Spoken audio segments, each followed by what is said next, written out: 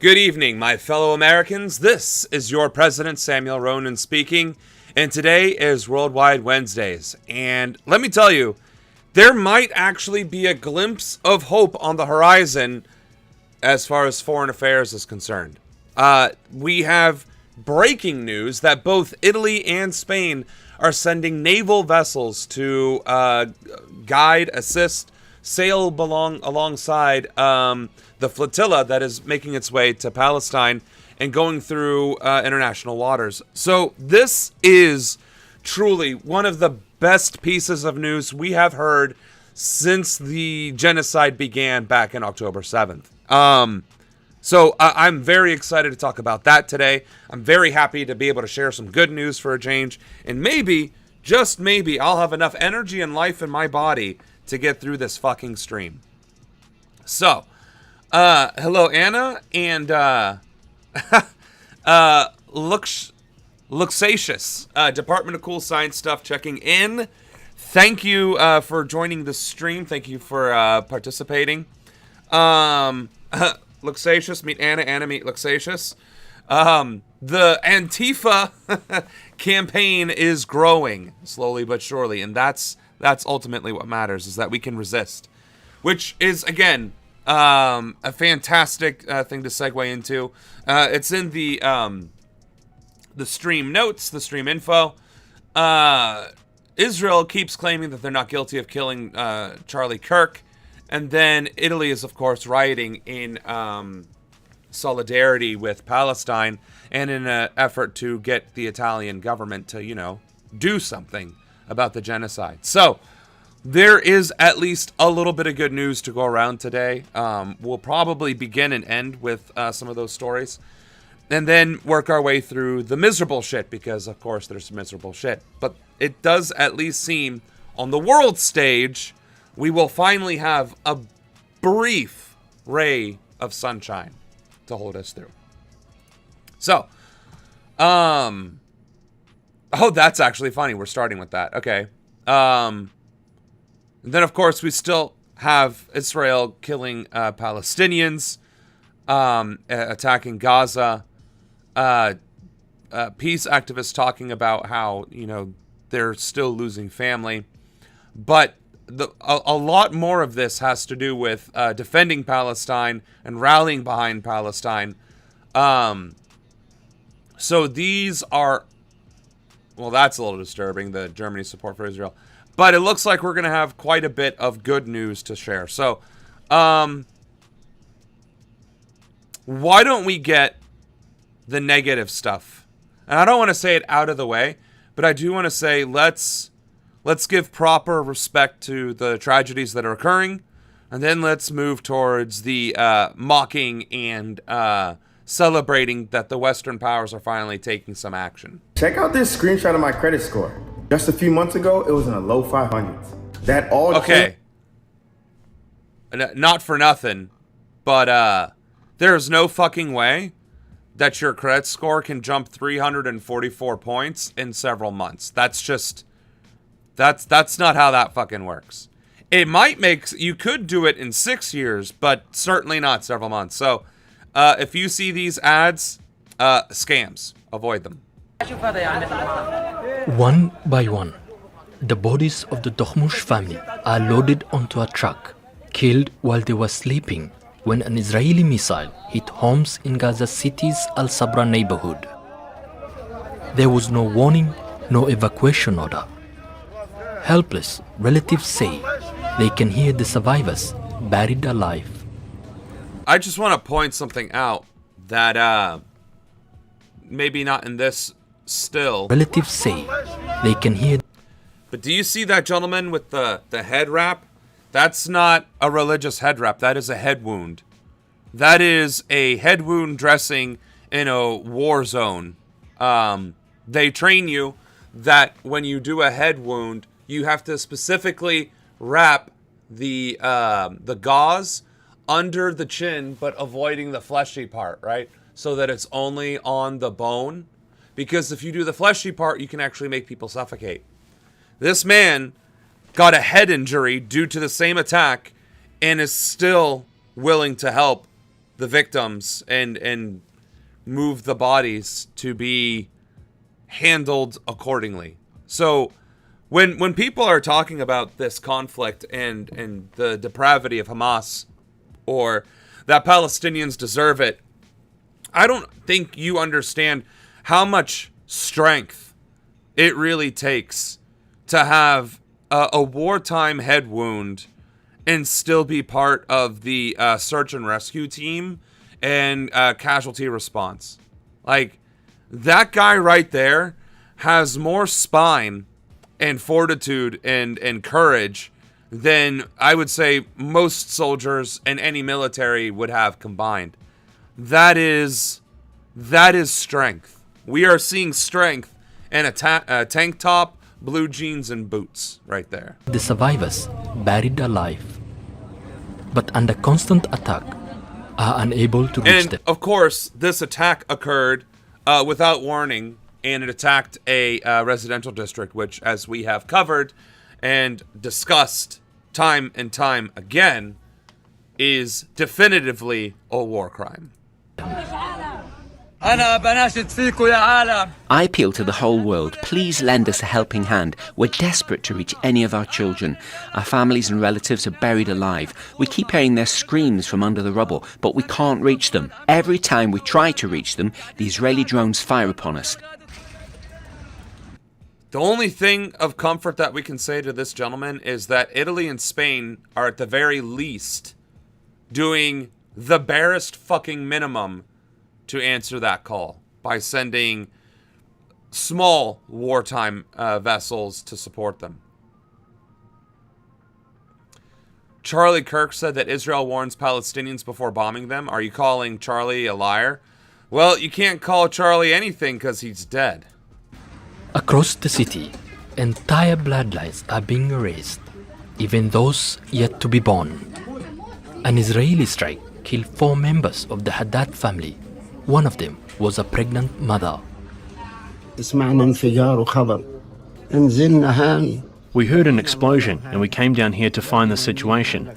My children were sleeping here, their mother and their unborn child in her womb. They were killed. Their father is in critical condition. Israel is literally seeking to erase every generation of Palestinians. They're targeting children, they're targeting the elderly, they're targeting women, and they're not even holding back. They targeted maternity wards while there were still hospitals in Palestine. Like, I may sound numb, and that might very well be because I am numb, but I'm also thoroughly exhausted, and I'm not sure how much energy I have to give even to the stream regularly, even if we were just doing something silly like playing games. So I apologize if I seem monotone. But it is striking, it is very telling that Israel continues to attack the most vulnerable members of the population that they are actively attempting to genocide. And it's insane because this is very clearly what they are doing. It is very clearly I am a veteran in the United States Air Force. We were taught that if you see these things happening, this is what they are. If you see the enemy targeting men, women, and children, that is terrorism. Those are war crimes. Those are crimes against humanity. Those are definitively how that works. If they are attacking hospitals, if they're hiding in hospitals, you still can't strike them. If they're hiding in churches, you still can't strike them. If they're hiding in schools, you still can't strike them. If they're hiding in apartment complexes, you still can't strike them. Not unless you can truly determine that there will not be civilian casualties and collateral damage. And that begs the question, how do all these drone strikes in the Middle East against Al-Qaeda leaders and ISIS leaders, how do all these things get justified by the U.S. military? Well, that's the thing. We are also committing war crimes. We're committing war crimes, but justifying it by saying, well, we got a terrorist leader. It just so happened to kill 17 members of his family as well, who had nothing to do with anything, right? And when we got Osama bin Laden, who was in the compound in Iran, we justified murdering everybody on site because, well, everybody on site had to have been a terrorist in that compound in a foreign country, right? And that's kind of the problem, right? If terrorists, true terrorists, were to actually hide in a hospital or in a school, the legal thing to do would be to suck it up, unfortunately. That's the thing. And so when countries decide, well, it might be the legal thing to do, but the moral thing to do is to protect the people in that hospital or in that school or in that housing development from those terrorists, you then decide how many people's lives are worth spending to take care of the terrorist threat. And once it becomes past that point of just simple arithmetic and what's considered acceptable collateral damage, you end up killing 1 million Iraqi citizens. I don't remember how many Afghani citizens and how many other Middle Eastern civilians that died during the global war on terror. I don't know all of the statistics off the top of my head, but I distinctly remember the 1 million Iraqi civilians. Now, 9/11 was a tragedy. We can all agree that 9/11 was a tragedy and that Al-Qaeda may very well have been a threat to peace in the Middle East in its own right. We can agree with that, maybe. Maybe that's some justification. Maybe we can even agree that Saddam Hussein was a threat to the region. Maybe we could even argue that. And even if those things were true, that Al-Qaeda and Saddam Hussein were a threat that needed to be erased from existence. At what point is that organization's existence and the life of one man worth 1 million civilian casualties? And then you have to truly ask yourself, if we have killed 1 million civilians, and Israel has more than likely killed several 100,000, if not 1 million Palestinians by this point in their blatant genocide against Palestinians, where are we and where is the international community in holding whether the United States accountable or Israel accountable? And if the United States is allowed to murder 1 million civilians, why wouldn't Israel, who is aided, funded, and supplied by the United States of America, who during the Biden administration was given carte blanche to attack Palestinians and commit genocide against them with U.S. support, which has been literally stated unequivocally in Kamala Harris's latest memoir about how she was perfect, did nothing wrong, and everybody else was the bad guy, including Biden, whom she so heroically tried to talk out of allowing Israel to attack Palestine. The thing is, part of what makes this tragedy in Palestine so tragic is because it has been repeated over and over again. But when it's a Western superpower committing the acts of atrocities, we could even call 1 million dead Iraqi civilians an act of genocide. We 100% can call it that. Because what were we doing there? Imposing our political beliefs against another country, against another culture, against another society, with real threats of violence, with bombing and bragging about that bombing. Wasn't it Big Bertha or something like that? The largest non-nuclear bomb to ever be used in warfare was used to annihilate an entire fucking city in Iraq. An entire city that was overran by terrorists.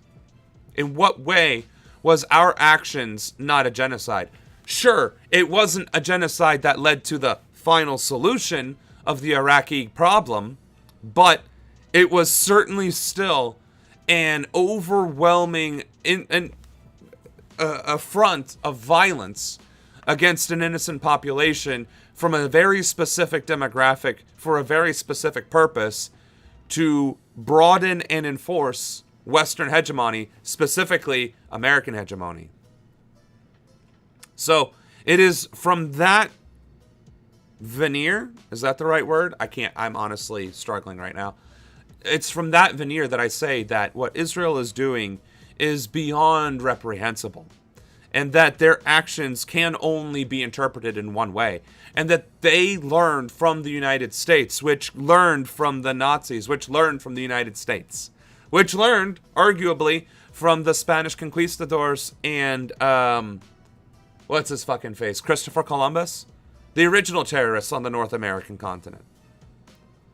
That spiral of violence always stems back to Europe. Now, we can argue that there have been other cultures throughout history that have engaged in brutal acts of conquest and empire, but true ethnic cleansing has only truly and consistently, let's be honest, occurred under Western powers, European powers. The Crusades being notable, the Inquisition being notable, the East India slave trade being very fucking notable. Well, what about Genghis Khan in Mongolia? He erased the entire global population by 10%.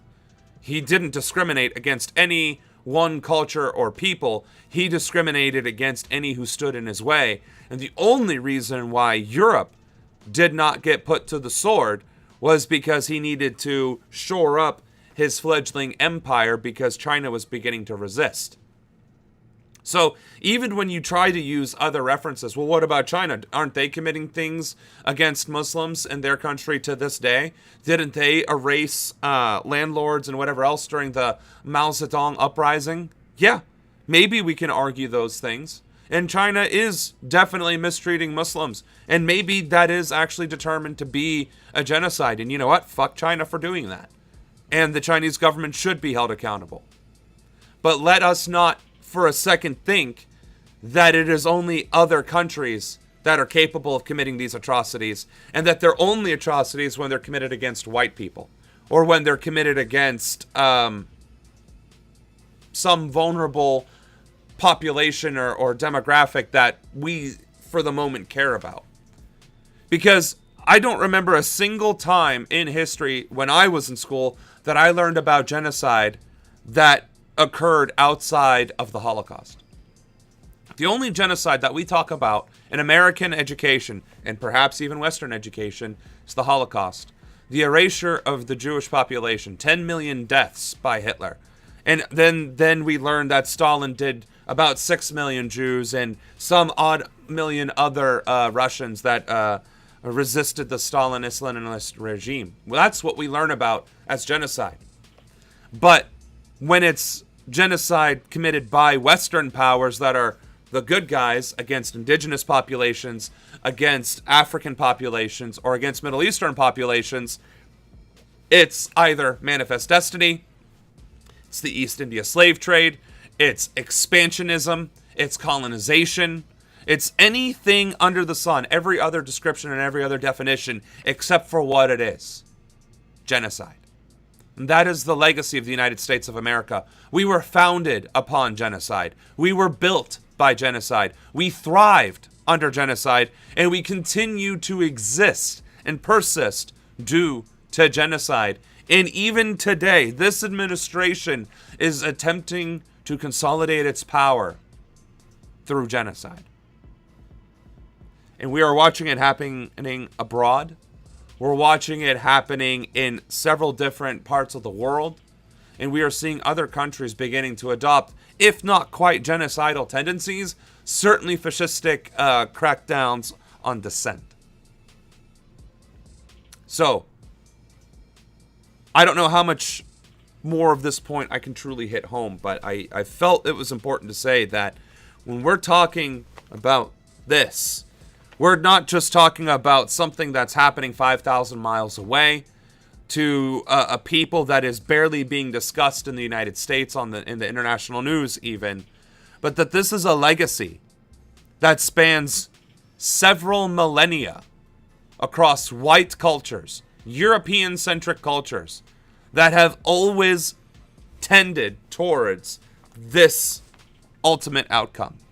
Erasure of any other people, culture, and society, every other ideology that does not strictly adhere to their own. And why is the white man so fucking violent? That's the goddamn question we need to be asking. Kamala threw Pete under the bus too. She said that she wanted Mayor Pete as her VP instead of Walz, but he was too gay to get elected. Her interview about that with Rachel Maddow was extremely awkward. I can imagine. She's basically making sure that he's not the candidate in 2028, which is stupid for both Democrats and herself. Right now, Democrats, I mean, I'm not even going to attempt to defend Democrats. They are part of the fascist bird. They are the blue wing of the fascist bird. And either which way, they are not to be trusted. And we don't talk about the second largest demographic that Mr. Mustache got rid of, communists. Right. No, he got rid of pretty much anybody who was a free thinker or a dissenter, socialist, communist, all the other isms, right? He went after them. And I guess we'll go back to the main screen here. The thing people also tend to disregard with fascistic rise is that the Nazi flag was deliberately designed and the message was deliberately crafted to appeal to moderates and liberals who thought they were supporting something that was within their ideology, right? Red for communism, National Socialist Party for the lefties. And yet what it was the exact polar opposite. It was fascism. It was authoritarianism. It was control. And now red is almost synonymous with power and authoritarianism. Sure, fine, we still, the red and yellow, right? I mean, even my script is red and yellow, right? And the flames are red and yellow. But, hell, the hat I'm wearing is red and black, I guess. But the red is still attributed to authoritarianism because most Western societies teach that communism was authoritarian and dictatorial. As we are seeing with Kamala saying that Trump is a communist dictator, which doesn't even make sense because communism is state ownership of all economic processes. And what we are really seeing is a consolidation of private interest and private ownership, which is capitalist. And that consolidation merging with the state is the true Italian Benito Mussolini's definition of the fascisti. So, all that to say, we stand revolutionary Catalonia in this house. Abso-fucking-lutely. All right. So, let's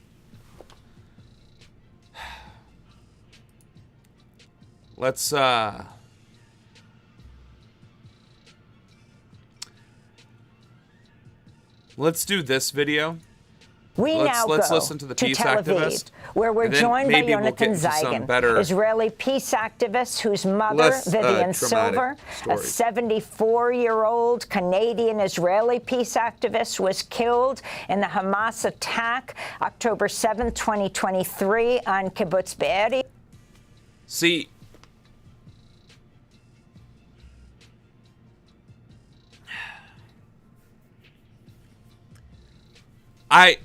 I'm not going to condemn Amy Goodman because at that point, like, how many people do we even have left to support and follow, right? But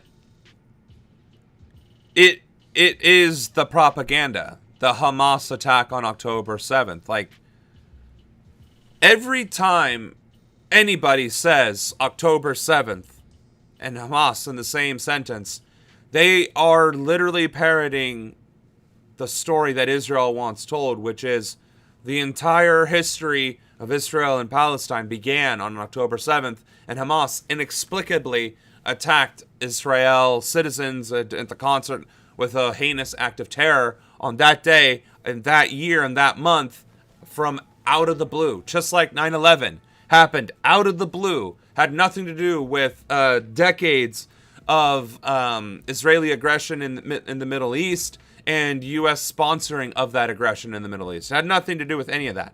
Granted, we can also debate whether or not 9/11 was a false flag regardless. But to continue to emphasize that everything that went down on October 7th, that there is no history between these two countries prior to October 7th, 2023, is literally parroting the propaganda lie.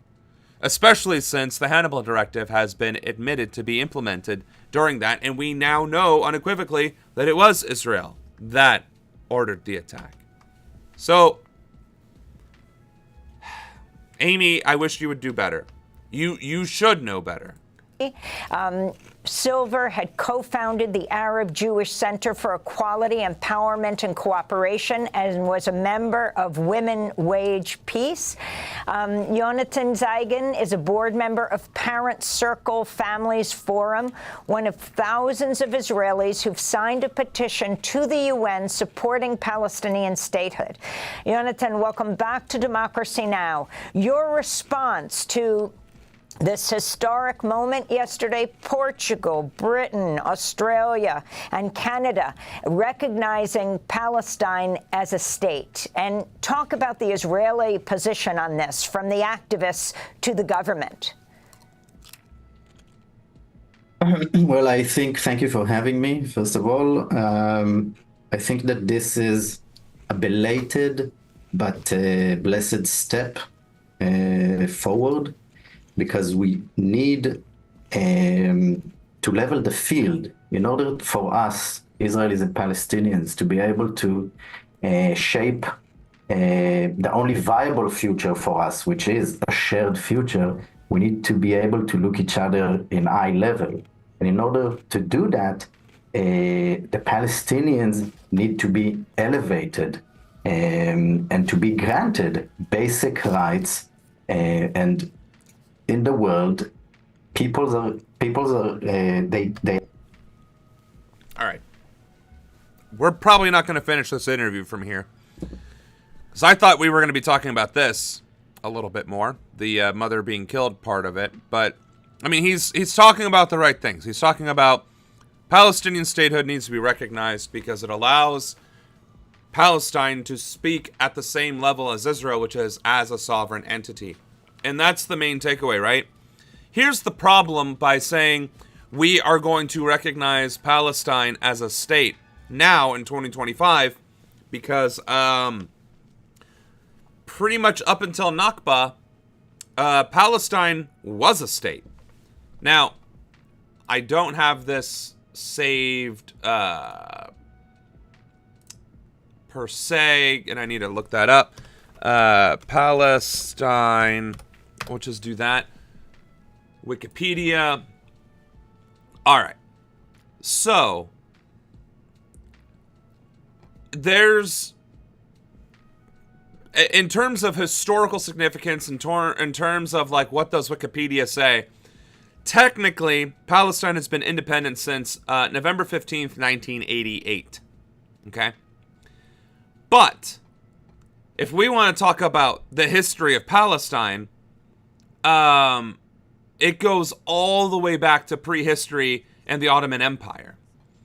So, the Assyrians conquered the region in the 8th century BC, the Babylonians in 601 BC, followed by the Persian Achaemenid Empire that conquered in 539 BC. And then again, Alexander the Great conquered the Persian Empire in the late 330s, beginning the Hellenization.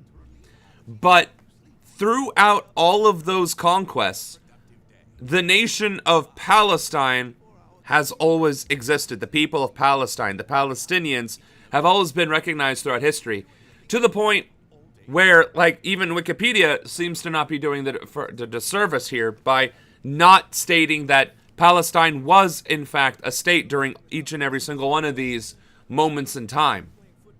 So, as unfortunate as that may be, the reality is, historically, to tell about how influential the propaganda has become, even sites like Wikipedia are erasing the true history of Palestine, which is that they existed as a state throughout most of written history. Most of it. Like, I mean, for crying out loud, Palestinians, the land of Palestine, am I missing that? Was that not in the Bible itself? Like, maybe I'm missing something. I don't know. This guy probably knows that his mom was killed by his own country. Yeah. This guy right here, yeah. All I'm saying is Palestine's been a country significantly longer than Israel's been a country, and certainly longer than America's been a country, and probably predates most of European countries as well. And to say that we now recognize Palestine as a country would be the same as saying, well, we recognize Poland as a country after World War I. Like, motherfucker, that they were a country to begin with. All the Axis and allies fucking conquested them and then divvied it up again and then gave it back. And then the same thing happened in World War II. Divvied it up and then gave it back. Like, you're erasing the existence of a national identity and, granted, imaginary borders arbitrarily because you're the ones with the power and the authority to do so. So I cannot be any more clear that the hubris of nations today saying that we finally recognize the sovereignty of Palestine when Israel is a settler colonial state outright that invaded Palestine, I don't really understand how that is the going discussion. And I guess that's why I went off on that tangent. We'll cover that in a second. Let's listen to Netanyahu lie about not killing Charlie Kirk. I didn't know why I was hungry all the time until I saw this. Joseph Goebbels, the Nazi propaganda minister, said that the bigger the lie, the faster it will spread. Well, somebody is... Why? Why is the first thing out of his mouth quoting a Nazi? First of all, if I was going to make a point, if I want to make a point as a politician, and I want to make a strong point about propaganda, misinformation, lies, disinformation, slander, what other words are there? Libel? If I was going to do that, I am fairly fucking certain the last person I would be quoting to make my point would be Goebbels. I'm just saying, I would not be starting off my defense of myself and trying to set the record straight by quoting the most historically prominent propagandist in modern history. I would not be quoting him verbatim. In fact, I don't even know what his quote is. It's just... the lie. If you want to spread misinformation, the best way to do that is through a big lie. Bruh. That is not the defense you think it is. I didn't kill Charlie Kirk, and I'm going to quote a Nazi to prove my innocence? Bruh. Also, I'm not committing genocide against another people, because that'd be wrong, but let me go ahead and quote Hitler. And Mein fucking Kampf. Fabricated a monstrous big lie that Israel had something to do with Charlie Kirk's horrific murder. This is insane. It is false. It is outrageous. Charlie Kirk was a giant, a once-in-a-century talent who defended freedom, defended America, defended our common Judeo-Christian civilization. Why does the Israeli flag look like that? Like, look behind me. You see the wrinkles? You see the wrinkles? That flag damn near looks plastic. How the fuck did they drape it so perfectly? Like, that looks fake. Charlie loved Israel. He loved the Jewish people. He told me so in a letter that he sent me just a few months ago. One of my greatest joys as a Christian, he said, is advocating for Israel and forming alliances with Jews to protect Judeo-Christian civilization. He encouraged me to make the case directly to the American people about how vital Israel is to U.S. national security. He told me, the Holy Land is so important to... How is Israel important to national security? I mean, honestly, all he's doing is exactly what Trump did at the fucking memorial, is give the party byline. He's talking, he's basically saying, oh, Charlie Kirk? Yeah, this podcaster, this YouTuber from America? Oh yeah, we talked all the time, and he told me personally how much he values Judeo-Christianity, how much he values Israel, how much he values the alliance between the United States of America and Israel for the fight for Judeo-Christian values.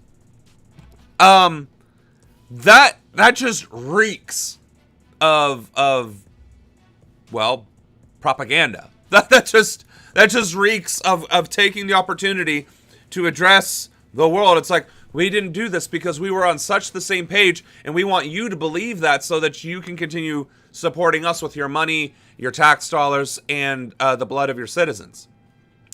So yeah, Netanyahu starting off by saying, I didn't kill that man, and I'm going to quote a Nazi to prove it, and then going in on a ultra-nationalist speech. Fucking wild. Meet Billy. Let's get some good news. He decided to go with Nuvia for his dental implants. We begin with French President Emmanuel Macron at the United Nations General Assembly. This afternoon, he is expected to formally recognize a Palestinian state. And it comes just a day after the United Kingdom, Australia, Canada, and Portugal all came out in favor of Palestinian independence. Also this morning, we have this new video out of London. A special ceremony marks the raising of the Palestinian flag at the Palestinian mission to the UK. Also new this morning, tens of... Didn't the UK just arrest a shit ton of pro-Palestinian protesters and charge them with fucking terrorism like 3 or 4 weeks ago? I distinctly remember covering that recently, that the UK charged, wasn't it literally called the Pro-Palestine Movement, and declared it a terrorist organization. That's exactly.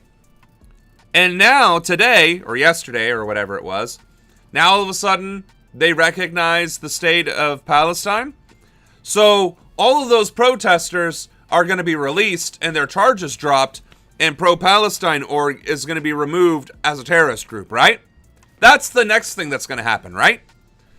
So much for happy news, I guess. Thousands of protesters in Italy calling for a nationwide strike to support Palestinians in Gaza.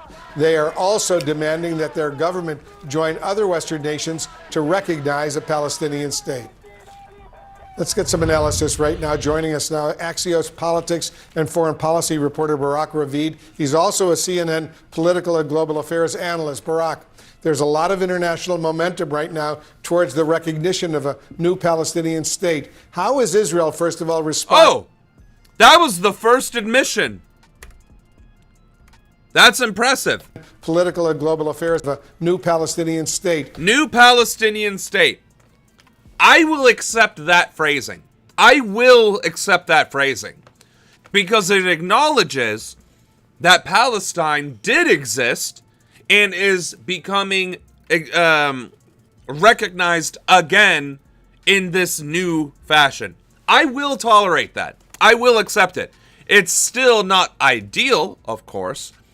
The correct thing would be the re-recognition of Palestine as a state, but that doesn't roll off the tongue.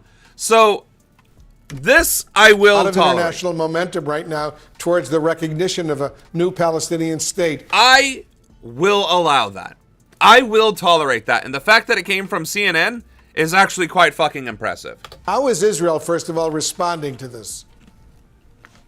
Hi, Wolf. I think Benjamin Netanyahu finds himself almost 2 years after October 7th, this horrible, horrific terrorist attack, more isolated than ever. And with Netanyahu, the entire country is more isolated than ever. And I think this is what we're going to see in the next few days at the UN General Assembly. You know, Netanyahu published his schedule for the UN General Assembly, and, you know, no offense to anybody, but his bilateral meetings are with the leaders of Serbia, Argentina, and Paraguay. I covered a lot of his trips in the past. His itinerary looked very different in the past, with many more leaders from more prominent countries. And I think it tells you a lot about where Israel is today. It certainly does. How much concern is there, Barak, in Israel that the country is being increasingly isolated out there on the international stage? I think there's a lot of concern. Netanyahu himself said it publicly. He said that Israel is undergoing isolation. He even said that Israel should be like Sparta. He called it Super Sparta. Are you fucking serious? Are you fucking serious? You're gonna invoke the name of Sparta. Next, he's gonna fucking call himself Leonidas. Something that got the stock market in Tel Aviv to crash.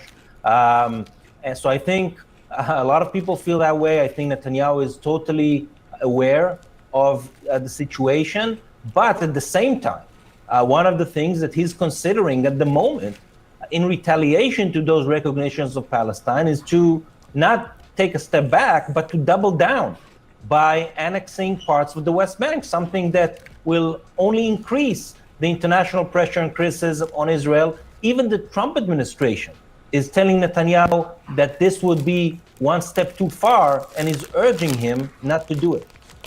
How much pressure is Netanyahu under right now to take steps to free the remaining Israeli hostages in Gaza as the IDF, the Israel Defense Forces, ramps up its military campaign in Gaza, especially Gaza City? Well, there's only one person Benjamin Netanyahu cares about, and this is President Trump. The domestic pressure, the demonstrations, the tens of thousands of Israelis that are going to the streets to call for an end to the war and the release of the hostages, all of those, I mean, Netanyahu doesn't care about them. He cares about one person, and this is Donald Trump. And see, that's interesting. I'm actually surprised that that's the takeaway, is that Netanyahu is worried about losing Trump and his support of Netanyahu's efforts, which is crazy because, again, Netanyahu is flagrantly undermining Trump's vision to, not annex the West Bank and to not continue doing the things. Like, Trump at least gives lip service to putting an end to the conflict while still saying that he wants all the hostages released. And Netanyahu is just going out of his way to, well, be more violent and brutal. So that's what I'm saying. It feels more like Trump is kissing his ass, and Putin's ass for that matter, and getting his kicked in every other arena, except for in the United States, ironically. Trump is beginning to consolidate his power in the United States of America, and there's no opposition to him whatsoever. Not the media, not the courts, no parties. There aren't even individual elected officials that are rising to the challenge to truly test the waters against him. Not AOC, not Kamala, not Walz, not Bernie, not Zoran. Like, nobody is actively putting themselves in the crosshairs of the Trump administration or MAGA generally. And that's fucking insane to me. And the interesting thing is that Donald Trump tomorrow is going to meet with the leaders of 6 Arab and Muslim countries and present to them, maybe for the first time since he's president, his ideas and his principles for ending the war in Gaza. And I think this could be a very meaningful meeting, especially that next Monday Netanyahu himself will arrive in the Oval Office for his 4th meeting with Donald Trump since January. And he will also be presented with those principles and ideas. So I think that Donald Trump, you see, while publicly he's giving support to Netanyahu, I think what he's doing is try to find a way to end the war as soon as possible. All right, well, that's one way of putting it. For sure, I guess time will only tell. And again, a war criminal is going to come to the United States of America. A war criminal with an active arrest warrant from the International Criminal Courts.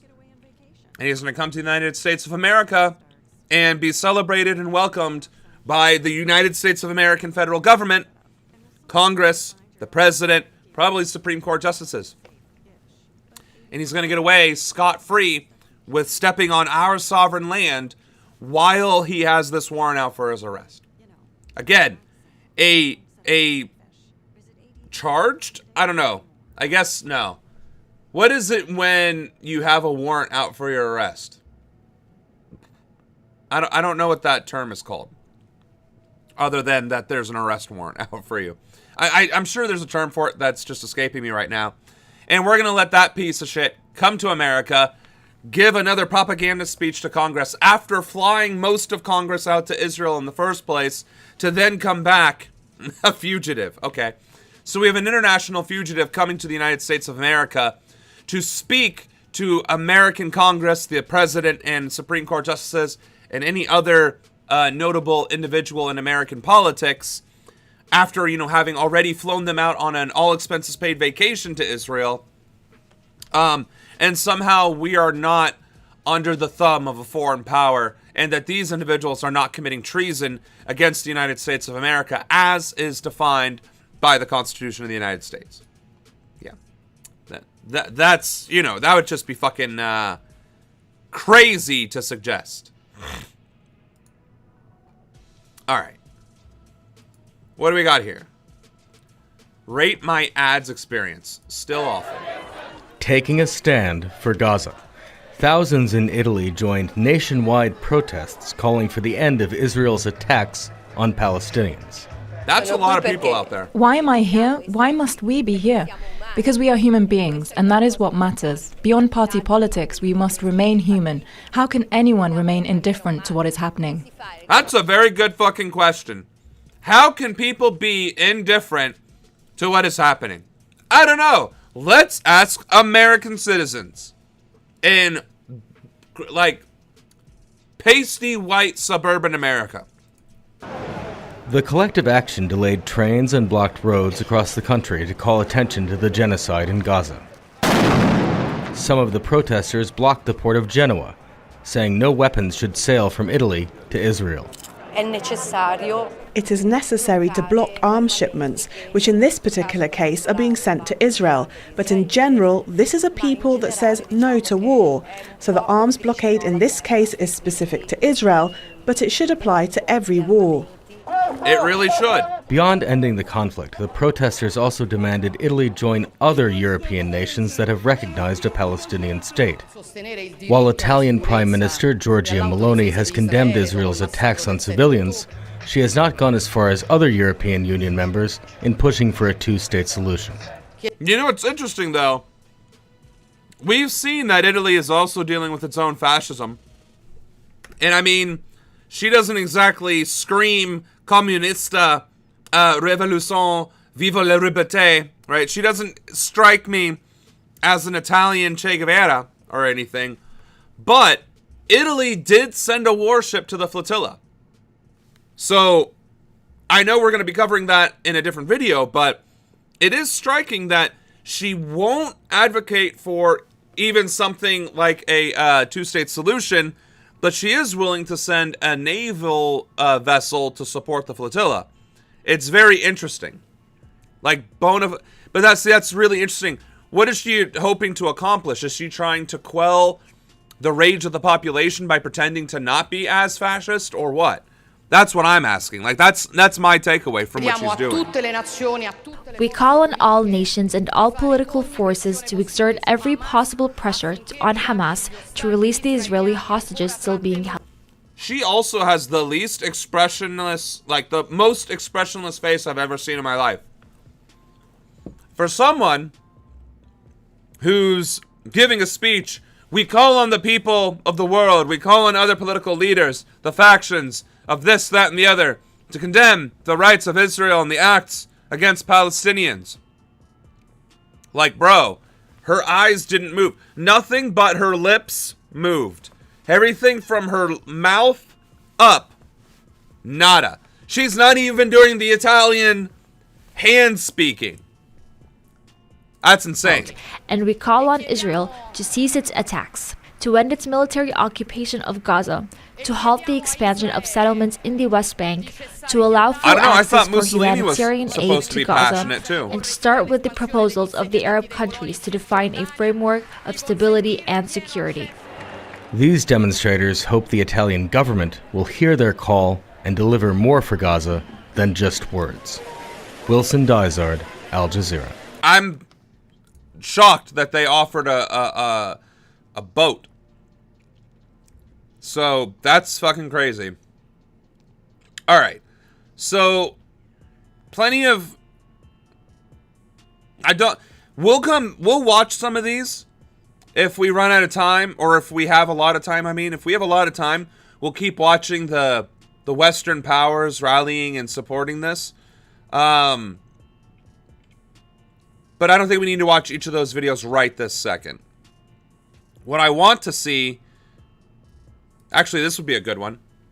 The video address. The biggest thing for me is reliability. Something that because, you know, America denied the fucking visa to the Palestinian government. Palestinian government representative. Palestinian President Mahmoud Abbas is a regular fixture in New York when world leaders come to the UN every September, but this year he's been banned by the US authorities, his visa refused. It seems to be revenge for the fact that the high... Like, how can you refuse the visa of a foreign head of state? How the fuck do you refuse the visa of a foreign head of state? Like, countries have gone to war for less than that, significantly less than that. And America is just blatantly committing one of the biggest, I don't know, insults that you could commit against another entity. But of course, that would require Western powers, to include the United States, from recognizing Palestine as a legitimate authority in the first place. So really what it is adding salt to the wound.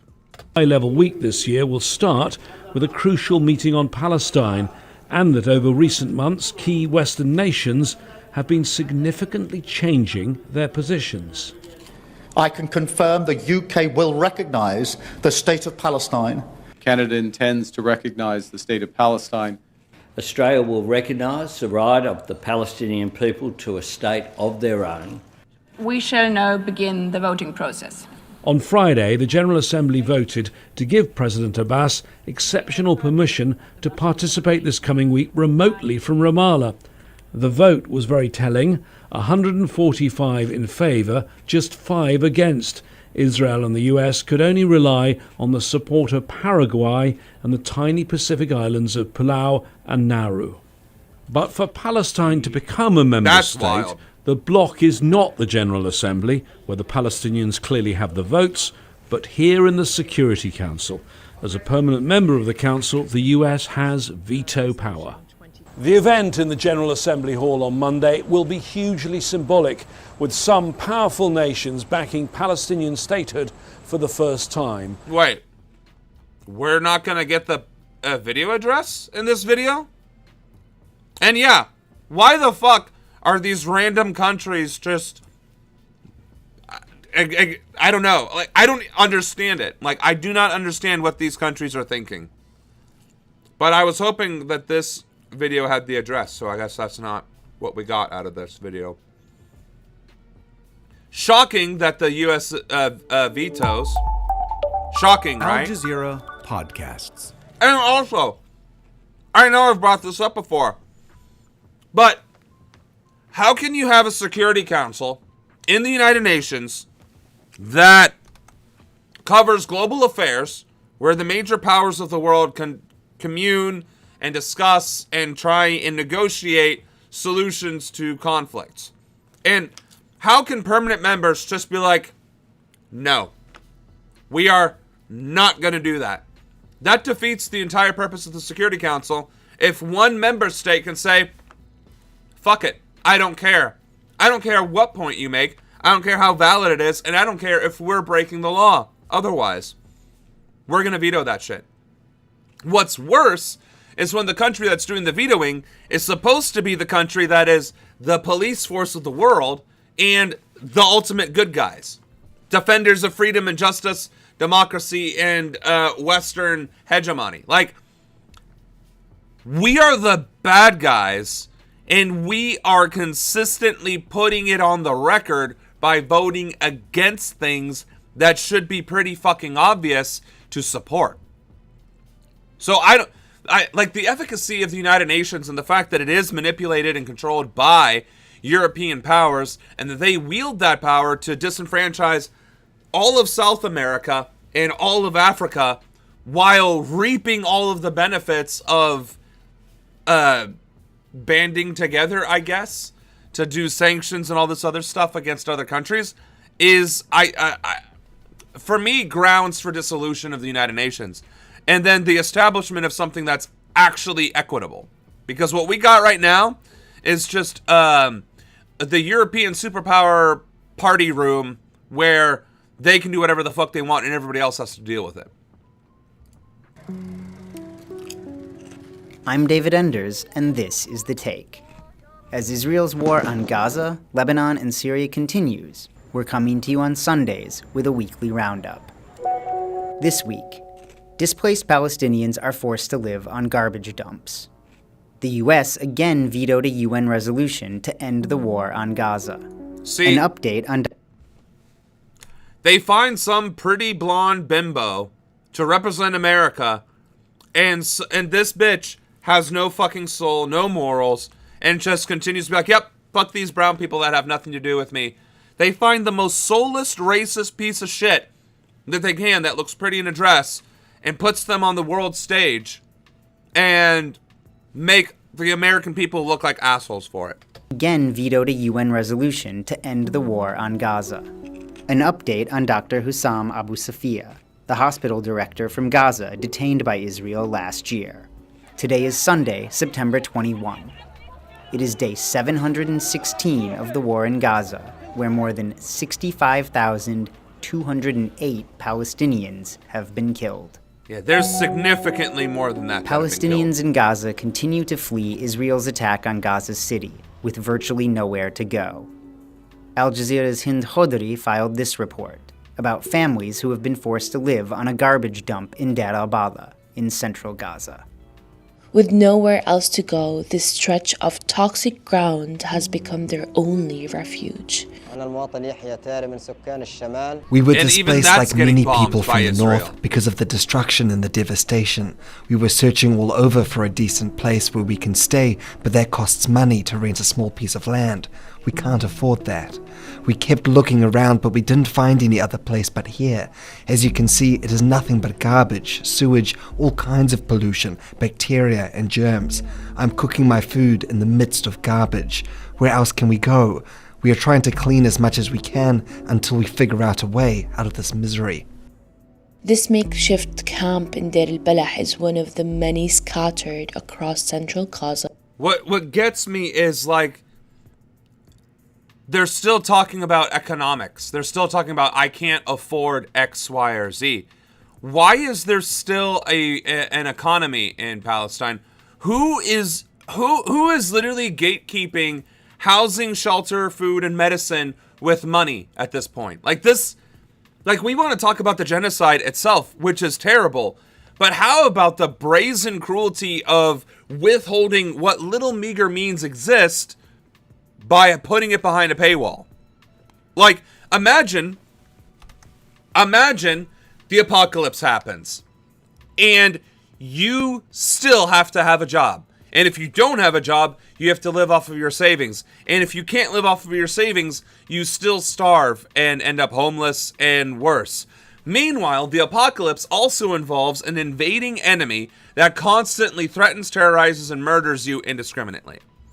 But even though there isn't a functioning economy or government or infrastructure whatsoever in your home, in your area, you're still expected to use money in order to survive from the few people who have maintained some semblance of infrastructural control. Like, I'm not encouraging lawlessness, you know. Hey, if there's a landlord in Palestine trying to prevent you from sheltering under the rubble, kill him. I'm not advocating for that. But the fact that there are landlords, the fact that there are shopkeepers that are preventing goods from being distributed is absolute fucking insanity to me.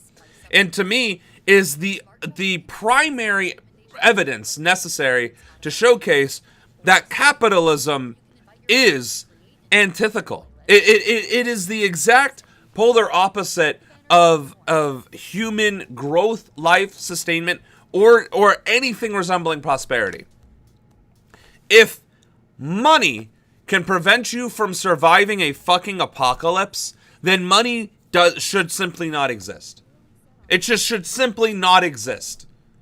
And the fact that in all of these newsreels, that's one of the recurring themes, is that people can't afford whatever.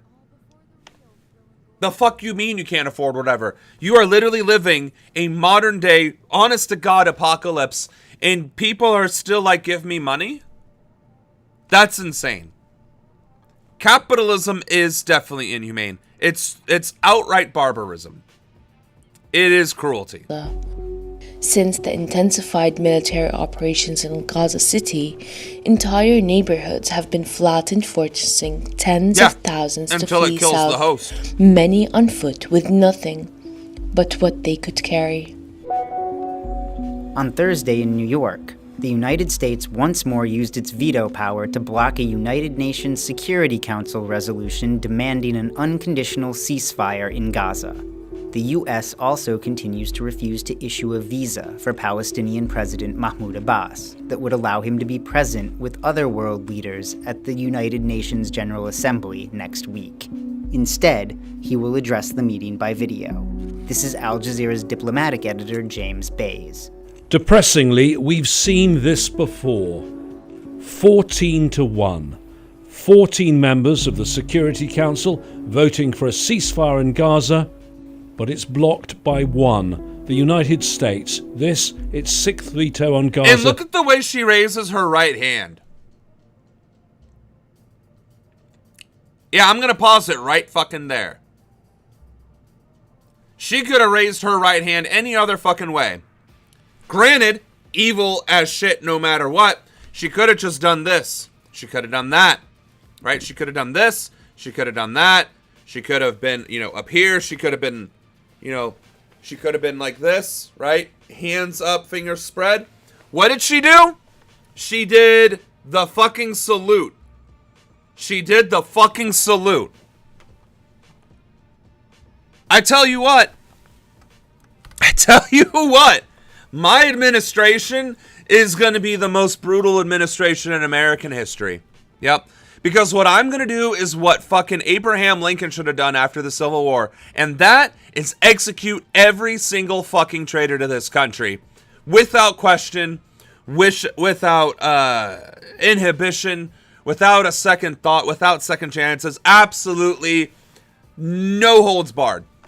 We should have murdered every single Confederate leader in the Confederacy after the Civil War. We should have killed their generals. We should have killed their fucking politicians. We should have killed their fucking governors, their mayors, their legislators, their congresspeople, their senators. We should have murdered each and every single one of their leadership. Every single fucking one of them. And we should not have paid reparations. Absolutely fucking not. But you know what? I guess 150 years later, I will make those corrections to our nation's history, because clearly the message did not go through that this type of bullshit behavior is unacceptable and intolerable. We also fought, World War II to put an end to fascism, and then distinctly and definitively defined acts, war crimes, and crimes against humanity. And then universally condemned this salute, which I guess you can't see with my mouse. My mouse is circling this fucking salute aggressively right now. I cannot fucking wait until I am in the Oval Office permanently as the 48th President of the United States, because she and everybody associated with her and this administration are getting got. Like, I'm not even... You know what? Go ahead and ban me, Twitch or YouTube or Facebook, because I'm sorry, but if you're committing crimes against humanity and aiding and abetting war crimes from happening, those are capital punishments that violate our Constitution, our federal law, and international law. Like, these are capital punishments. And by the power of the criminal justice system within the United States of America and the international criminal courts, I would 100% send them before the tribunals. And when they are found guilty for their myriad crimes, I would be tickled pink to execute them myself.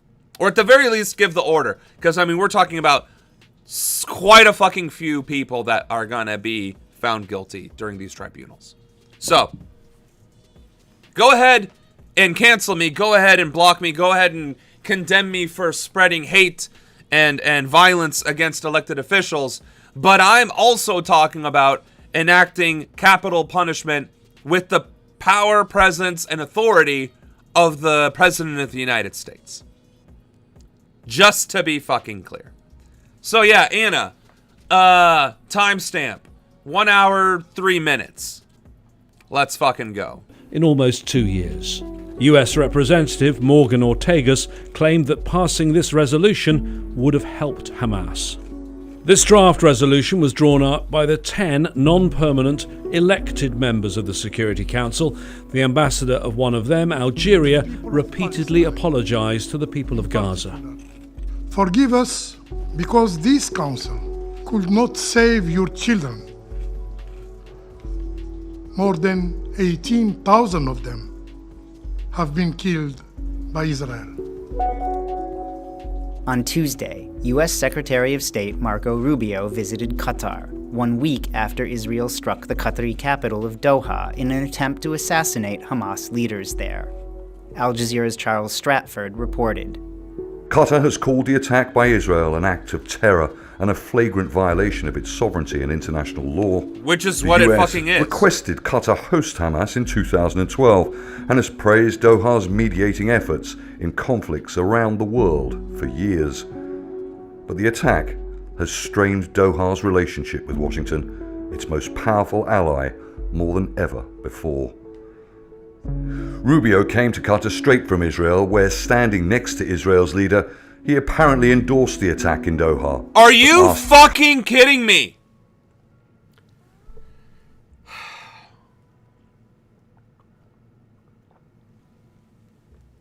So, Qatar, an ally of the United States, gets attacked by Israel, which is a flagrant, exactly what Qatar said, act of terror, violation of their sovereignty, etc.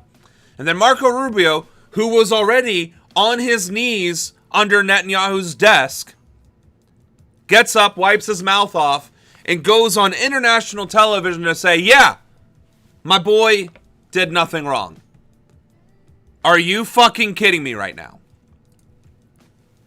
Qatar to continue its diplomatic efforts to end the war on Gaza. Qatar. How and why should Qatar continue their efforts to end the war if you're just going to condone the attacks against them for doing that very thing? Christ. Plays host to the largest US airbase in the region, one that's supposed, in theory, to offer Qatar security. The US has repeatedly denied accusations it had sufficient time to warn Qatar of Israel's attack. And some suspect it may have turned a blind eye to Israel's attempt to sabotage Qatar's long-standing efforts at mediating an end to the war. Yeah, speaking of people that are going to get tribunaled. Speaking of people. Finally this week, the Al Jazeera investigative program Fault Lines released a documentary about Hussam Abu Safia, the head of Kamal Adwan Hospital in northern Gaza. Israel detained Abu Safia last year and continues to hold him in prison. This is Amal Gatafi, the director of the film. What we know about him is that he's been held for about 250 days. Yeah, you know that is the problem, right? Because once they're dead, right? Like once you execute a genocidal maniac, a war criminal, a human rights violator, once you kill them, they're dead. And quite frankly, that is too easy a punishment for them. But unfortunately, and I do say unfortunately, torture is illegal in America. Unfortunately, it is. Because I genuinely believe that there are some people that are so heinous and irredeemable that they do deserve a little bit of payback before they finally get got. And I don't believe being kept in prison on our tax dollars, being able to communicate with their lawyers who can then communicate with the news and continue to spread their filth is the right way to do that. Not at all. Nope. That is too much threat and risk to national security and society if they are alive, because if they are alive, that means they can manipulate and influence.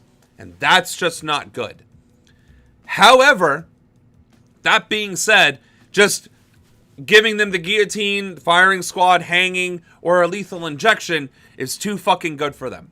So we got to figure out an alternative that gives them just enough payback for their atrocities, their pain and suffering that they've inflicted, but also be capital in nature. medical experimentation. You know, that is a novel idea. But then, at what point... And that's the problem, right? Because if we do it against the bad guys and we believe that we're the good guys, 10, 20, 100, 200 years down the road, when we're playing this fucking record all over again and fascism reared its ugly head, well, Samuel Ronan, back in 2029, tortured, executed, and used for medical experimentation all of the former members of the Trump administration, labeling them extremists, terrorists, and threats to democracy, while wielding unprecedented power himself.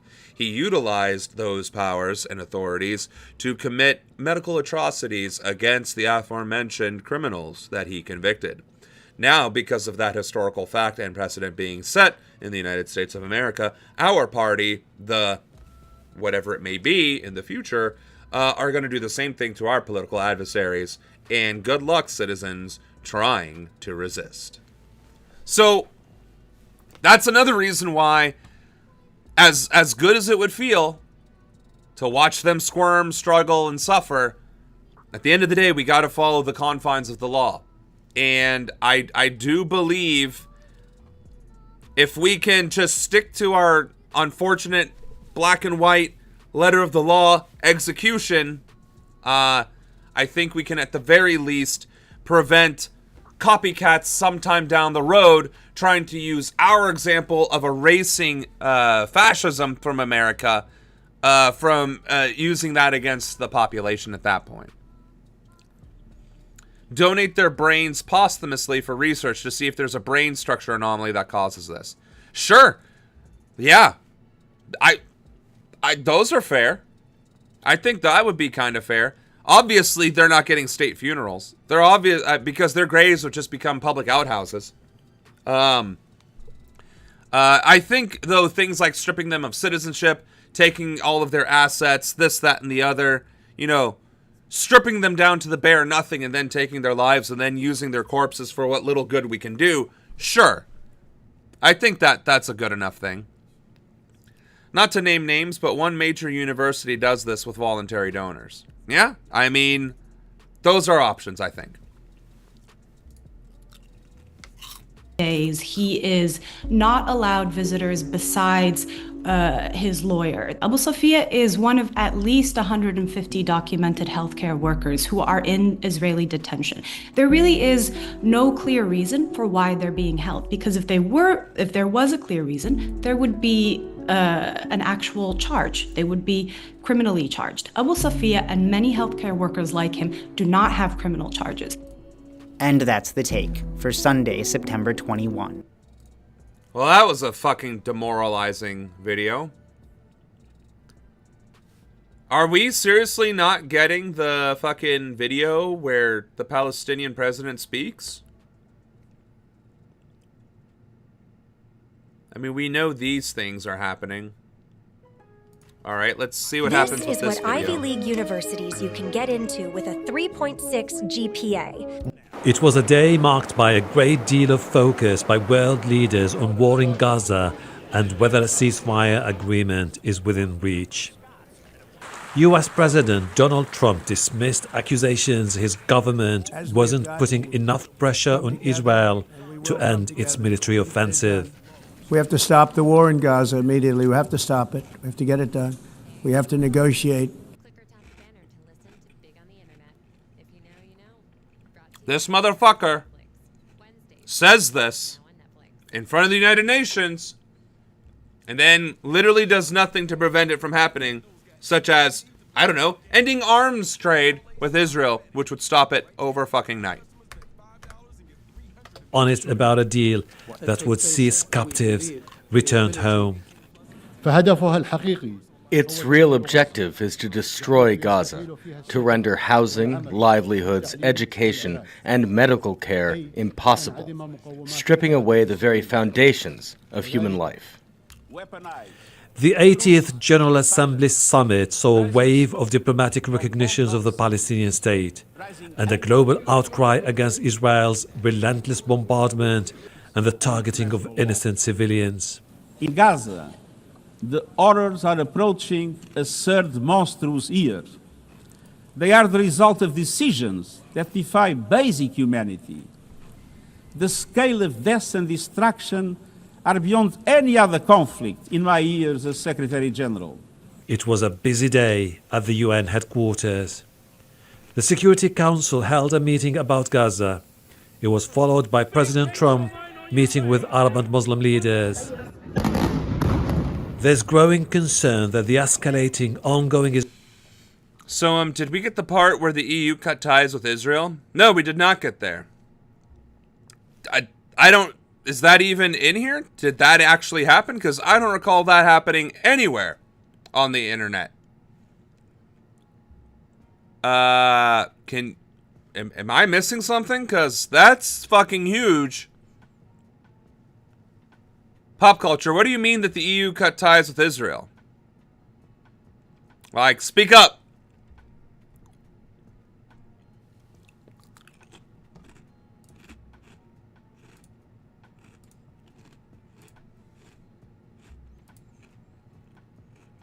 So you saw it scroll by on Facebook. Okay. Well, Anna, if you would be so kind as to see if there is any confirmation about that, even if it's an article, we will take it. Because, well, that's the best fucking news we could ever hope for.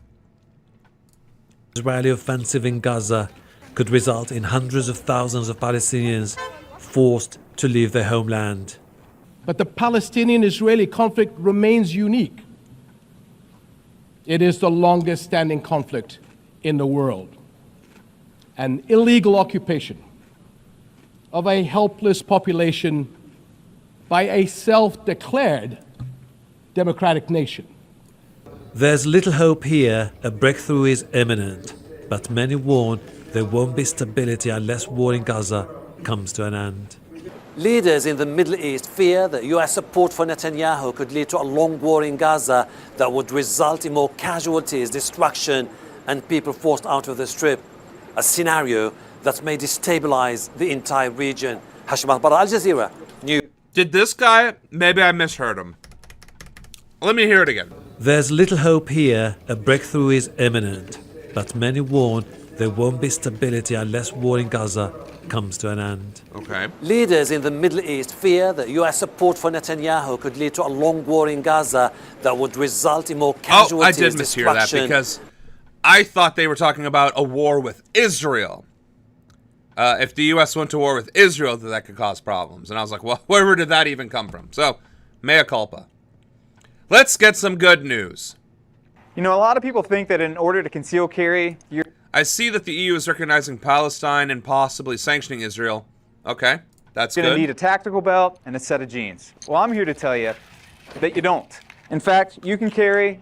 And on to news of the humanitarian assistance into Gaza. Italy's Defense Minister Guido Crosetto sent a Navy frigate to assist a Gaza-bound flotilla on Wednesday after organizers said that several of their boats had been targeted by multiple drones of Greece.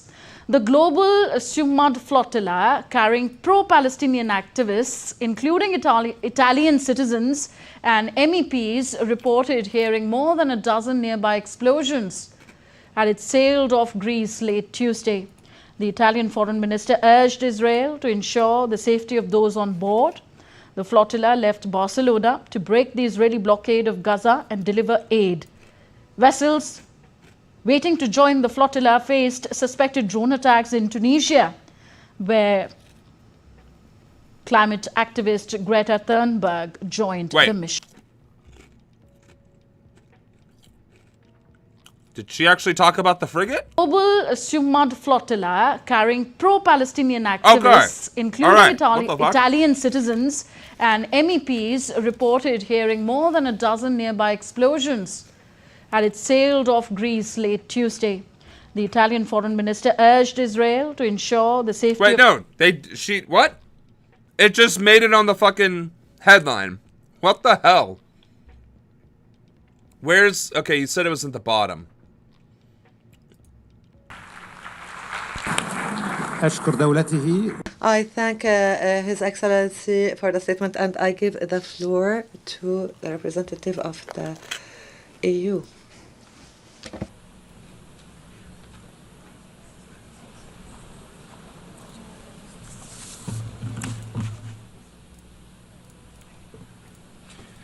Monsieur le Président, Altesse Royale. President, Your Royal Highness, Excellencies.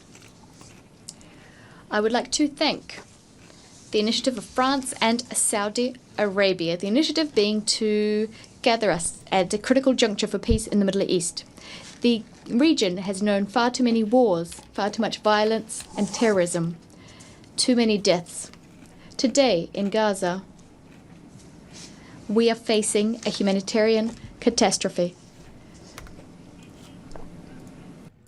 Can we used as get to the point? To stop the illegal settlements. Excellencies, today, thanks to the impetus provided by this conference, the State of Palestine has been recognized by the majority of EU member states. Nonetheless, we must be clear-eyed about the day after. Okay. Yeah, that's not what I was expecting this to be like. But hey, it's still good news. This is still what we've been fighting for the past 2 years, except it's 2 years too late. Arguably 80 years too late. So we might have to cover that up, or cover that in a bit. Let's continue on where we left off. Looks like there's anti-corruption protests happening in the Philippines. With Wix. That's crazy. For your words? Because we've been talking about how the Philippines was the only country that actually peacefully overthrew fascism before in the 80s. And now we're dealing with it again? Santos arrived at the Manila Police headquarters after midnight, after being told her son Roden had been arrested for taking part in violent protests. And while she says she believes he's been falsely accused, for now, Elsie just wants to see him. I just want to make sure he's eating and that he's safe, but the police keep telling us they don't know anything and that they don't have names to show us. How the fuck is it always the same fucking thing? Hi, I am the next of kin of the individual that you arrested. Sorry, next of kin. We, the police, who are the responsible parties of the person that we arrested, that you are the next of kin to, we do not have any information to provide because we don't know what the fuck you're talking about. Every single fucking time, these fascist pieces of shit always say, sorry, we don't know who we arrested. You'll have to come back once we figure out the paperwork later. Like, are you fucking kidding me? Police forces literally, like, I don't know what kind of organization, what kind of leadership, what kind of revolution and reform we need across the globe, but it's got to do something to remove police from power and to prevent people who would even wield the police or the military against the citizenry from even being eligible for office in the first place. Like, we need the fucking levers. The pull the lever, a trapdoor opens up underneath these pieces of shit, and then they fall through it, and they're never allowed to be a part of society ever again. Like, what the fuck is going on in 2025? It's like fascism is in the air, and all of these world leaders are like, oh, yes. Ugh, fascism. Yes, the power to oppress people. Yes! The fuck? The former president of the Philippines is in The Hague, awaiting trial for crimes against humanity, and the guy that they elected to replace him is also corrupt. Outstanding. Many other parents who've been waiting with Elsie also maintain their children couldn't have been involved. But authorities say they have evidence. We only arrested people who were directly participating. You've all seen CCTV footage. So wait a second. You do have information on the people that you arrested because they were participating, and that's why you arrested them. So, seems like you should be, I don't know, letting the people speak to their next of kin. Also, Is this fucking guy's name Philippines? Seriously? Mr. and Mrs. Ines named their child Philip, or Philippe, and didn't bother putting two and two together? Also, if my name was Philippines, in the Philippines, I am absolutely certain I would have been ruthlessly bullied my entire life, and I would want revenge in some way, form, or fashion, which could only lead you down two paths. Three paths. Lawyer, cop, or politician. And this motherfucker ended up as a cop. The Manila police spokesman. Holy fucking shit. You've probably also seen several videos This online. has to be, right, this has to be a Tens of shit thousands of Filipinos came out on Sunday to rally against alleged corruption in flood control projects that amounts to billions of dollars. Most gatherings were peaceful. But at one, a group of masked protesters, some carrying flags with a pirate symbol similar to those they are gonna say it. Seen in recent demonstrations in Indonesia and Nepal. That's threw rocks fucking and crude awesome. homemade bombs towards police. They also broke into a hotel and damaged properties near the presidential palace. Protests escalated again on Monday, but this time against what activists say was police brutality. Some of the people here were also at anti-corruption demonstrations on Sunday, where a number of people were injured in confrontations. They say they understand why some resorted to violence and are here to demand their release from police custody. They also insist the police made wrongful arrests. They also included activists who were simply preventing the confrontation between the young people and the police. They also arbitrarily arrested civilians who just Yeah, and see, here's the thing about violent protesters, right? This is the thing that gets me about the violent protesters.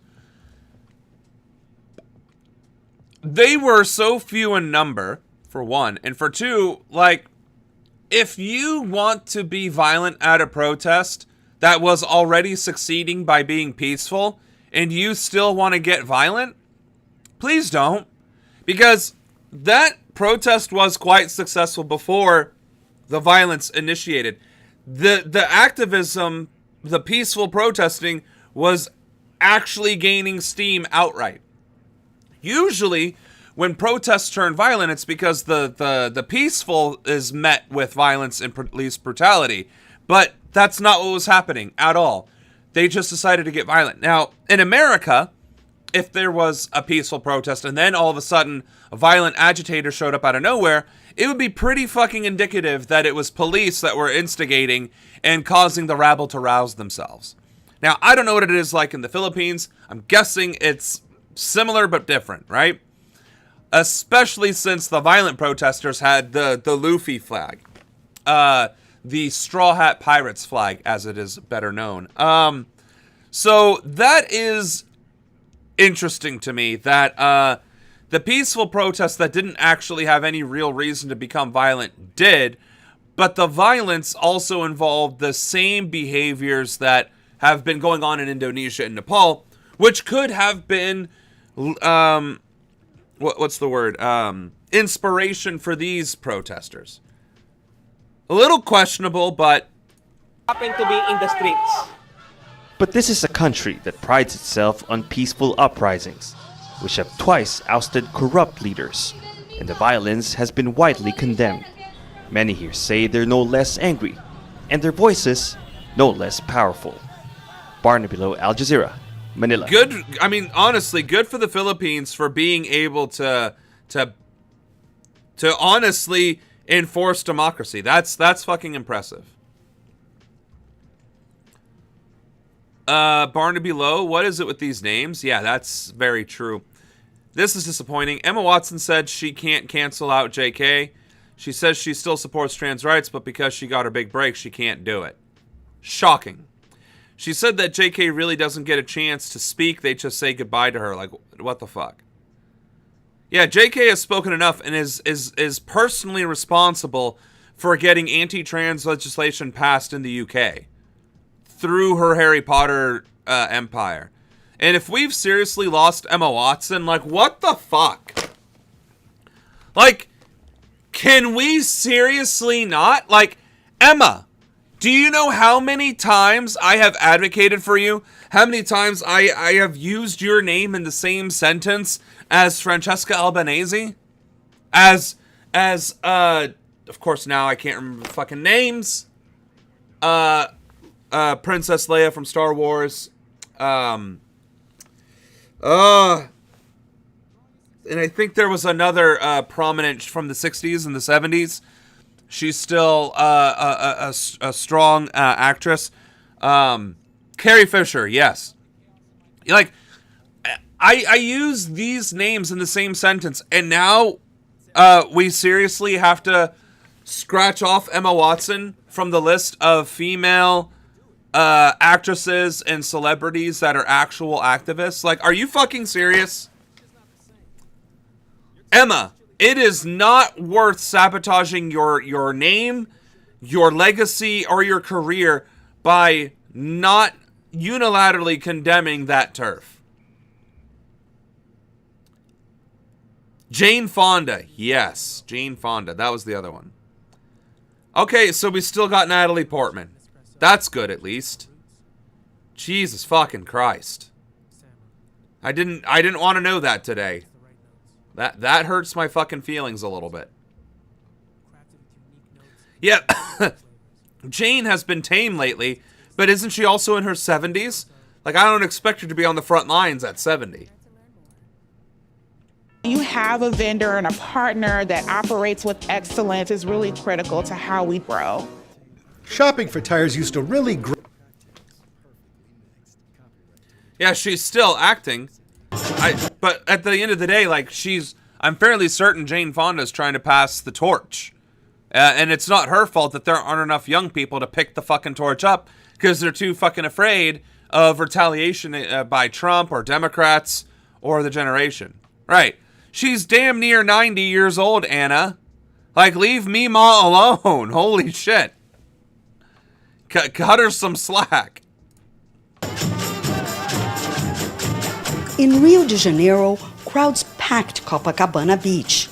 Right, but Anna, you're a vampire that's been around since, like, the Assyrian Empire. Like, we get it. We get it.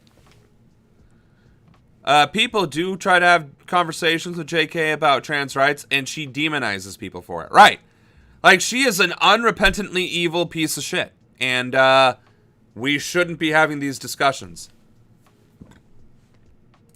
On towering stilts and with blaring trumpets and castanets, they marched to say no to amnesty for former President Jair Bolsonaro. Good. And no to a constitutional amendment approved by the House of Representatives that would shield lawmakers from investigations, trials, and arrests. Did I just hear that correctly? The Brazilian Congress just tried to pass a law exonerating and exempting itself from persecution and investigation for criminal activity regarding Bolsonaro, who was just convicted for treason and crimes against democracy. Like, how blatantly obvious do you have to be in your complicity and in your actual guilt? We are here to say that we are many and that the people will defend Brazil's democracy and will not accept amnesty for those who try to stage a coup. The protest comes 10 days after Brazil's Supreme Court. Hold on. Now that is a protest. Those are not rookie numbers right there. Those are filling the streets and flowing into the sides a little bit. It looks like it ends sort of towards the top of but that could just be the quality of the photo. Protest comes 10 days after Brazil's Supreme Court sentenced Bolsonaro to more than 27 years in prison for masterminding a coup to stay in power after losing the 2022 election to President Lula. Earlier this week, right-wing parties in Brazil's House of Representatives voted to fast-track a bill granting amnesty to Bolsonaro and 7 of his top aides, all of whom were also sentenced to prison. The proposed pardon would also benefit hundreds of Bolsonaro supporters who stormed Congress, the Supreme Court, and the presidential palace on January 8th, 2023. What is it with storming federal buildings in the first week of January? You got January 6th with the coup from Trump, and now you got January 8th storming the Brazilian equivalents on behalf of this fascist piece of garbage. That's insane. Well, it's back to Jane Fonda, I guess. It sounds like we might be losing Jane Fonda too, because she's married to the exact definition of the propagandist enemy. So I guess don't meet your heroes, folks, because they will disappoint you. Lawmakers don't respect the will of the majority. Polls show that 50% of Brazilians support the Supreme Court's decision. Despite that, they're trying to free Bolsonaro from jail. Similar protests were held in Brazil's largest city, São Paulo, in the capital, Brasilia, and across more than 20 states. Protesters here say they have reason to worry. Politicians are already negotiating a bill that would at least reduce penalties for those who masterminded the attempted coup, but also for... But that's insane. Why the fuck would you allow legislators to try and mitigate the punishment that was just handed down by the Supreme Court? If that doesn't just scream, we're all guilty and we don't want to suffer the same consequences, they need to be immediately removed from office. Again, hey, Mr. Guy just got sentenced for treason. We helped him and supported him. And we're going to try and pass legislation to make that not be a problem anymore. That should be instant grounds for removal from office. Instant ground. Immediately, you just had a trial and a conviction and sentencing of the guy who committed treason against your country, and now his buddies are trying to undo that, who are still elected officials. The fact that they are trying to undo that should immediately trigger their removal, because clearly the coup isn't over.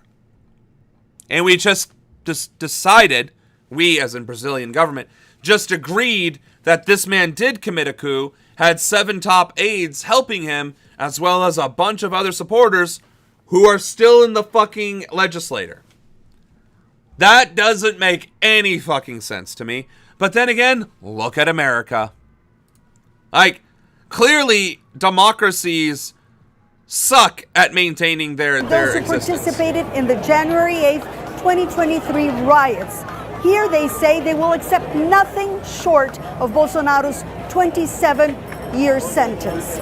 Demonstrators also showed a united front against U.S. President Donald Trump, who pressured Brazil's Supreme Court to halt Bolsonaro's trial by imposing 50% tariffs on Brazilian exports to the United States.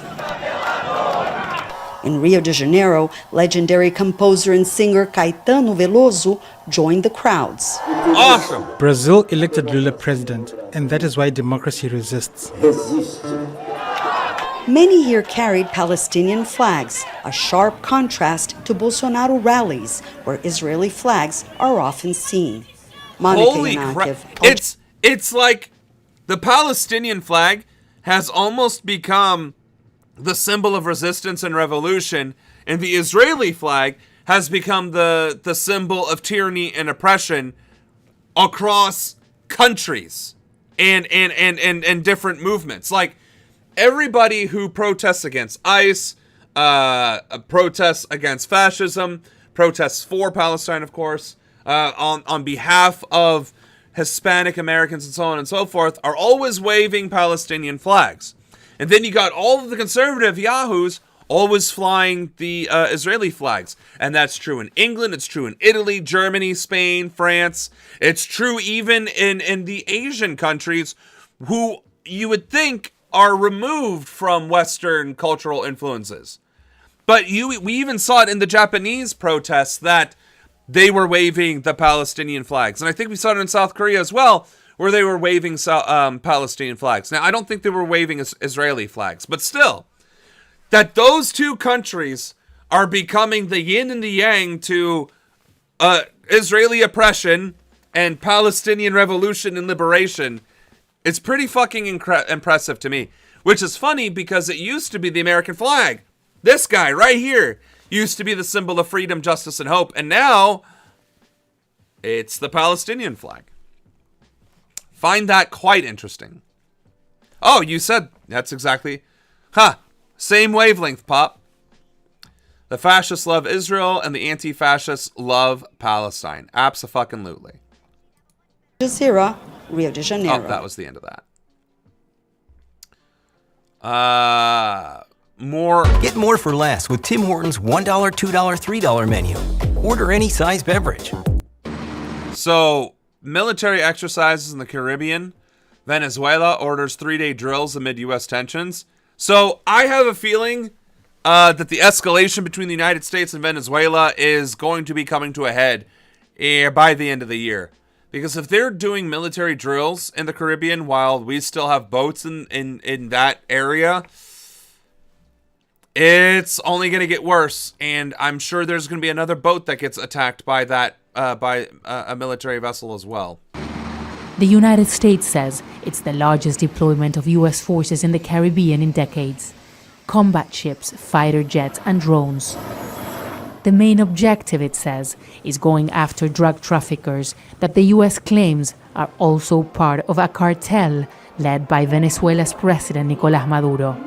Stop sending drugs in. The U.S. and its allies say the organization is known as the Cartel of the Suns because of the insignia of Venezuelan generals in the armed forces. Caracas and I guess... But analysts doubt a cartel as such actually exists. And it kind of stuck around as a label for that kind of activity. And of course, there's plenty of evidence over the past 20-odd years that there's been a lot of involvement of the military, of individual military, and presumably conspiracies within the military in all kinds of contraband, not just drugs. Al Jazeera, are you seriously promoting a video and a speaker that is aiding and abetting the war crimes being committed by the United States? That's not the take that you should be taking right now. Are you fucking kidding me? I don't give a shit how many corrupt generals, how many corrupt Venezuelan politicians aided and abetted cartels over the past 50 years, 80 years. I don't give a shit.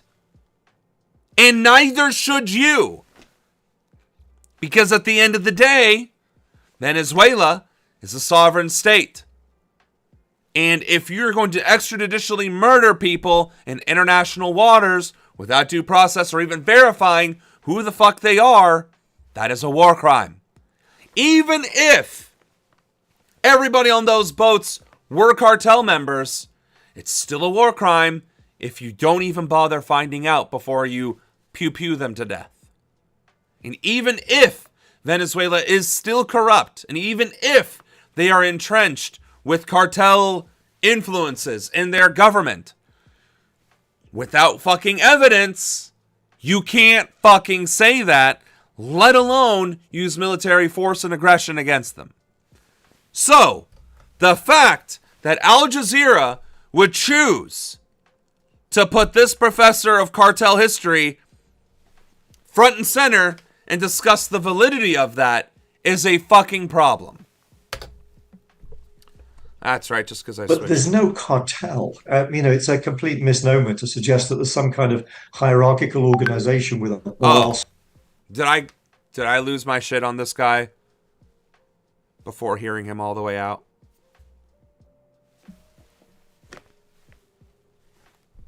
Maduro. The U.S. has offered a $50 million reward for information that leads to the arrest or conviction of Maduro, and has now modified the rules of engagement with drug traffickers, whom the administration has branded as narco-terrorists. Or narco group is defined as a terrorist group. that becomes a little bit complicated. Eliminating, killing, assassinating people without the due process to defend themselves. So the war allows that.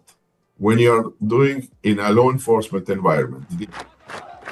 Venezuela's President Nicolás Maduro says the U.S. actions are an act of aggression and is staging a You know, though, Maduro might not be a cartel member, but he's got a stash that looks awfully Stalin, all right? And I know Maduro isn't, you know, that's the other thing. Maduro isn't a fascist. He isn't he a socialist president? Isn't he trying to turn isn't he trying to nationalize Venezuelan oil and all that stuff? So, but it is kind of funny that, oh, dang it, hold on. Doing in a law enforcement environment. Venezuela's President Nicolás Maduro says the U.S. actions are right there. I'm just saying, if Stalin were in 2025, okay, so it's a Pancho Villa mustache. Okay, so that's just a cultural thing, and I was being racist. Mea culpa. Can we play? Act of aggression and is staging a military drill amid rising U.S. tensions. Questions remain about what the endgame of the Trump administration really is. But are they trying to overthrow the war. government of Maduro? Certainly that seems to be what Secretary of State Rubio and the people who think like him. What is the victory moment? What's the point at which... Pancho Villa led the Mexican Revolutionary War. Okay. Then, mea culpa. Mea culpa. Ignorant gringo. I just saw a mustache, thought of mustache from communism in Ruskvia, and thought, interesting. Mea culpa. They can say, well, okay, we achieved what we came to do and we're going away. For now, it seems, the main U.S. objective is to exert maximum pressure on what it considers a hostile government. For many, the U.S. is building a case to encourage regime change. Well, that's obviously what the U.S. is doing. But also, imagine thinking a socialist government that is nationalizing oil and trying to undo decades, if not centuries, of economic harm and colonization is an enemy. It's just, like, imagine that. Imagine that you're buddies with fascists and dictators and genociders, but your enemies are the people that are trying to actually make their countries livable for their citizenry. But you want to cozy up to Netanyahu committing genocide, and who's the fucking guy in Argentina? Can't remember off the top of my head. And then, of course, Europe trying to continue its entrenchment of colonization power and hegemony. Milei. I don't know how to fucking say his name. Other than tribunal. But still. Imagine being friends with those people and not Maduro.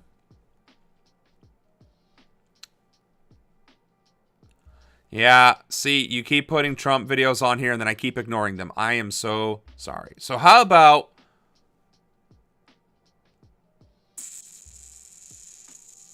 Yeah, we're going to skip it for now anyway. Protesters. Let's get some protesters in here. You may be charged with additional crimes. Since you have refused to leave the roadway, you will be placed under arrest on... Oh, I'm sorry. First Amendment, guaranteed right to protest unless it interfered with traffic. I must have missed that appendix, that asterisk in the Constitution, where it said you can freely protest against the government peacefully so long as you don't interfere with traffic or day-to-day life.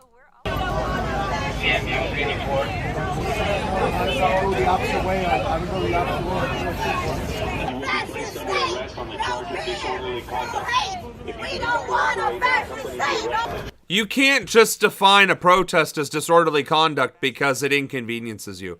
That's the other thing. So, all of these NYPD folks, that we are seeing in this video, guess who else gets charged with crimes against democracy? You guessed it. Charge of disorderly conduct. If you do not cooperate and accompany the arresting officer to the prisoner transport vehicle. Hey, Trump, you can't hide. We charge you with ecocide. We pretty much take it all. Well, I'm not gonna lie, that was a weird chant. Everybody, though, that we saw that was protesting seemed to be in their 50s, though. That's pretty interesting. Like, are old folks, retirees, are they coming out so that young people don't lose their jobs? Excuse me.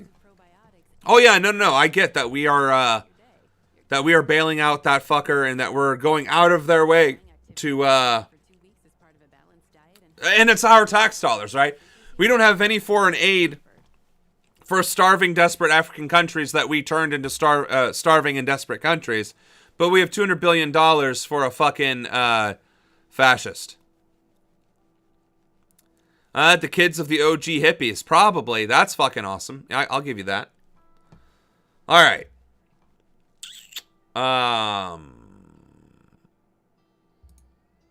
U.S. President Donald Trump seemed to be holding back a smirk as he prepared to rip into the United Nations, starting with its escalators. All I got from the United Nations, the First Lady was in work. Teleprompter. But the U.S. president used it to accuse the UN of being inoperative, incapable of ending wars. See, and this is the part that pisses me off, is every once in a while, he'll say something that I agree with. Now, obviously not the context in which he is framing it, but how many times have we gone live on this stream, watched a video about the United Nations being vetoed by the United States of America, and I said the United Nations is pretty much a useless organization and that all of the individual member states could still take action with or without the permission of the Security Council, right? And then this motherfucker says United Nations is incapable of stopping or interfering with wars. And that is true. It is. Because the United States constantly vetoes those efforts. So he's saying something that is factually correct, while completely ignoring he and his predecessors are the fucking reason why he's correct. It's like, gee, I wonder who did all these problems, and then, like, the wanted sign is right behind him, while Bikini Bottom is aflame. It's insane.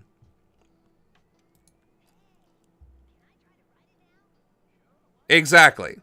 That's that you guys summed that up perfectly. Subsidized undocumented migration to the U.S. Then he ridiculed his European allies for what he called a pathetic green energy agenda and their open border policy. Your countries are going to hell. But no sooner had he got the message out of his system that he made a sudden U-turn in a meeting with UN Secretary General Antonio Guterres. Our country is behind the United Nations 100%. I think the potential of the United Nations. And this is the part that kills me about him specifically, but the double speak of fascism broadly. We are the strength. We are the power. We are the future. America. Right? That's the first bit. The second bit is everybody that disagrees with me is hurting my feelings and they need to be tortured and stoned to death. Followed by, we are the nation that others should follow. The example that has been leading the way since World War II. We are the Alpha and the Omega. Followed up by, you guys aren't listening to us. Oh, you guys aren't doing anything. You guys aren't supporting us. You guys are dead. And it's like, one, it's embarrassing. It shows that they stand for fucking nothing, which is infuriating, and is probably all the more evidence I need that I am on the spectrum, because I hate disingenuous behavior. It just infuriates me to the very depths of my soul. shut the fuck up or be about it. But don't try and play both sides of this fucking game here. But when it's so blatantly and belligerently apparent, like, you guys suck, your countries are going to hell, I hate you, I think you're stupid, but I stand beside you and behind you, and I think we can do great things together. I think there's a future for all of us if we work together. Like, you're insulting your allies, and then you're trying to fluff them in the next hand. Like, invoke the 20... Like...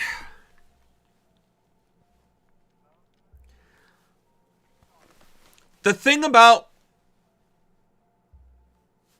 I want to say... The thing about other fascists like Bolsonaro, Milei, the Italian lady, the South Korean guy, the Nepalese president, all these other fascist fucks that have either been curb stomped or in the process of getting curb stomped, they've at least consistently said, fuck you and the horse you rode in on, and stuck to it. Hitler did the same thing. Mussolini did the same thing, although maybe I'm westernized. Stalin did the same thing, right? They stuck to their guns. Fuck you, fuck you, fuck you, you're cool, fuck you, right? They stuck to it.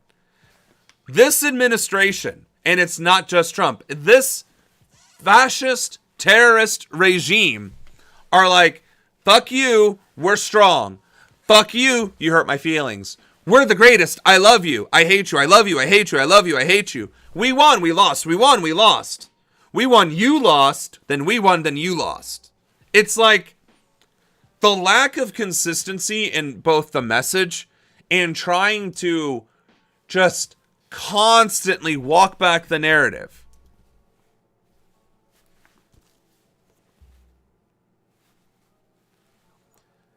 But it's such a fucking caricature of it all. It's infuriating. It's absolutely infuriating to watch. And it makes me angry because it's like, that's my country that's being represented by Marco Rubio, Pam Bondi, Naomi Klein, whatever the fuck Homan's first name is, Trump, Vance, right? Everybody who is on the national or international stage is acting like a caricatured version out of this book. And it's like, can you just stick to being evil? Just stick to being evil. Like, why are you even pretending to be the good guys in any capacity? Like, just stick to the evil. Own it. Double down on it. But, like, this constant pissing on our fucking allies and then trying to shake their hands while it's still wet with your piss is insane. Like, that's...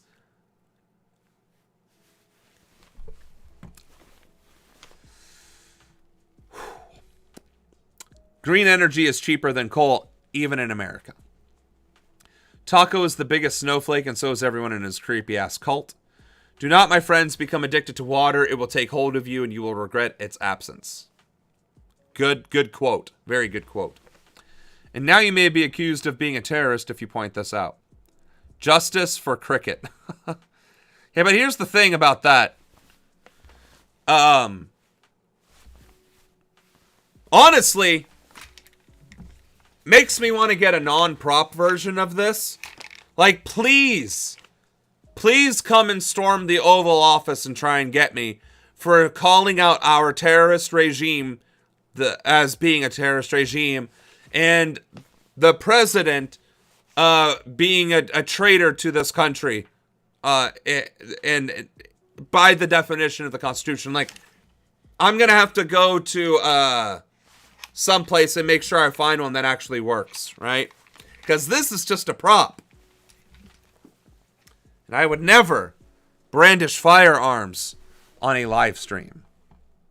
Never would do that. Nations is incredible. Really incredible. It can do so much. That the Ukraine could win back all of its original territory taken by Russia with military and financial help from NATO and the EU. And when asked, he said that he believed that Russian aircraft should be shot down if they violate EU airspace. It was music to the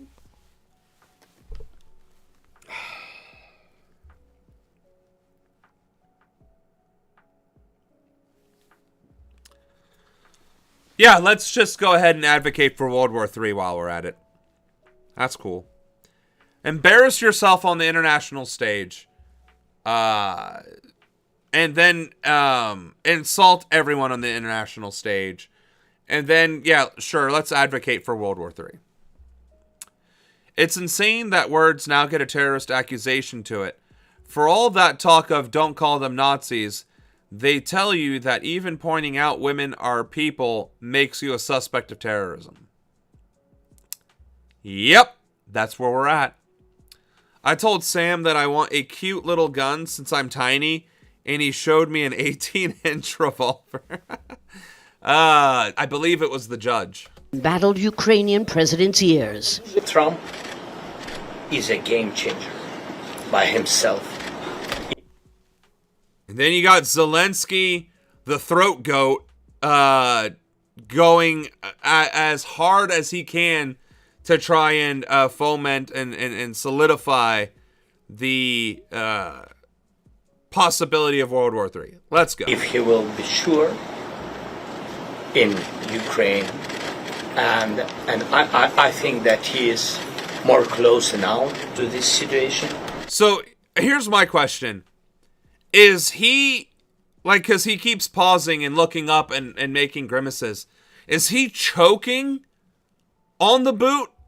Like, is he at least having, like, immediate regret for, you know, gargling the balls? Or is he just trying very, very, very hard to be sincere? But the elephant in the room was the very legitimacy of the UN, which is being widely questioned for being unable to fulfill its founding principles, guaranteeing world peace and the respect for international law. Also the question correct. is, who's to blame? America. The institution or its most powerful members who continue to hold veto power on the Security Council? Lucia Newman, Al Jazeera at the United Nations. Okay. I guess, Luxacious, since you've been helping with the website and you've been taking notes, can you add a note regarding the United Nations to formally put to vote the removal of veto powers for permanent members of the Security Council so that the United Nations actually has a chance to maybe fulfill its mandate? Could you add that into your notes somewhere? I don't expect you to like write out the page, but to say that it needs to be added, that'd be extremely helpful. All right. Thank you, Luxacious.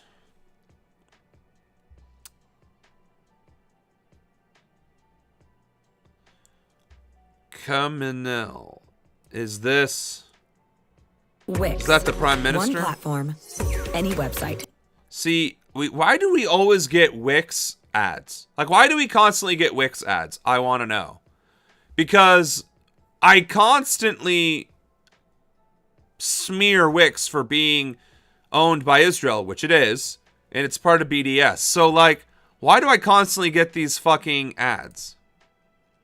Has ruled out negotiations with the US over its nuclear program, saying it would not be in Tehran's interests. In a recorded message, Ayatollah Ali Khamenei said Iran wouldn't surrender to pressure regarding its uranium enrichment. He reiterated Tehran's long-standing position that it has no intention of producing nuclear weapons. It comes days after the UN Security Council rejected a resolution to extend Iran's sanctions relief. Toad Asadi has more details on the Iranian leader's speech from Tehran. It was actually one of the most significant speeches in terms of foreign policy that we heard from the Iranian Supreme Leader Ayatollah Ali Khamenei. In terms of timing, it takes place when the Iranian delegation is in New York, and from time to time we've got the revival of the idea of direct talks between Iran and the United States when they are there usually. And also Now Iran sees it on the verge of a snapback mechanism, which runs the risk of further sanctions imposed on the country. Iranian Supreme Leader said that the nuclear policies of the country is not going to change. Iran is not going to yield to pressures to stop uranium enrichment program, and also Iran is not seeking nuclear bomb. This is a restatement of the very gist of Iran's nuclear policy. But speaking of the foreign policy aspect, we heard specifically when it comes to the talks with the United States, statements from Iranian Supreme Leader saying that under the current situation, under the current circumstance, the talks with the United States, according to him, is an absolute deadlock. He also said that the U.S. All right, dude, you're just speaking a mile a minute, and it has nothing really to do with anything. Here's my thing on Iran and the Ayatollah and their nuclear program. You're in the Middle East. You're one of the largest Middle Eastern countries, both population-wise, landmass-wise, economically. You got it, right? I'm not advocating for nuclear energy as a viable energy source because whatever. It is, for the most part, considered part of the Clean Energy Initiative. It just has a lot of risk involved, such as, meltdowns, but also the fact that the same materials that are used for nuclear power can be used for nuclear weapons. I get all that. And nuclear power has fallen out of vogue, largely because of the meltdowns and largely because of the implications of nuclear weapons. So, I want to reiterate the fact that Iran is in the Middle East, has a massive population, and a strong economy. In the desert, in the Middle East, with a strong economy and solar technology, is dramatically improving year over year over year. China produced in 1 year more solar output than America had total last year. So it's obviously a growing and improving technology. Secondly, thorium, which is a byproduct of nuclear reactions, and also is found naturally occurring throughout the world. Not everywhere in the world, but where uranium deposits are, notably China and Africa. That's an alternative. And then hydrogen, which is, again, the singular most abundant element in the universe. It is literally the most abundant element, and it is the majority of the universe is comprised of hydrogen. Like, of the material stuff, of the atoms that exist in the universe, a majority of them are hydrogen. So, between solar and hydrogen, and maybe even throwing in some thorium in there, what is the fascination with nuclear enrichment for Iran? That would be my only question. Like, there are better, cheaper, safer, less controversial alternatives than nuclear power.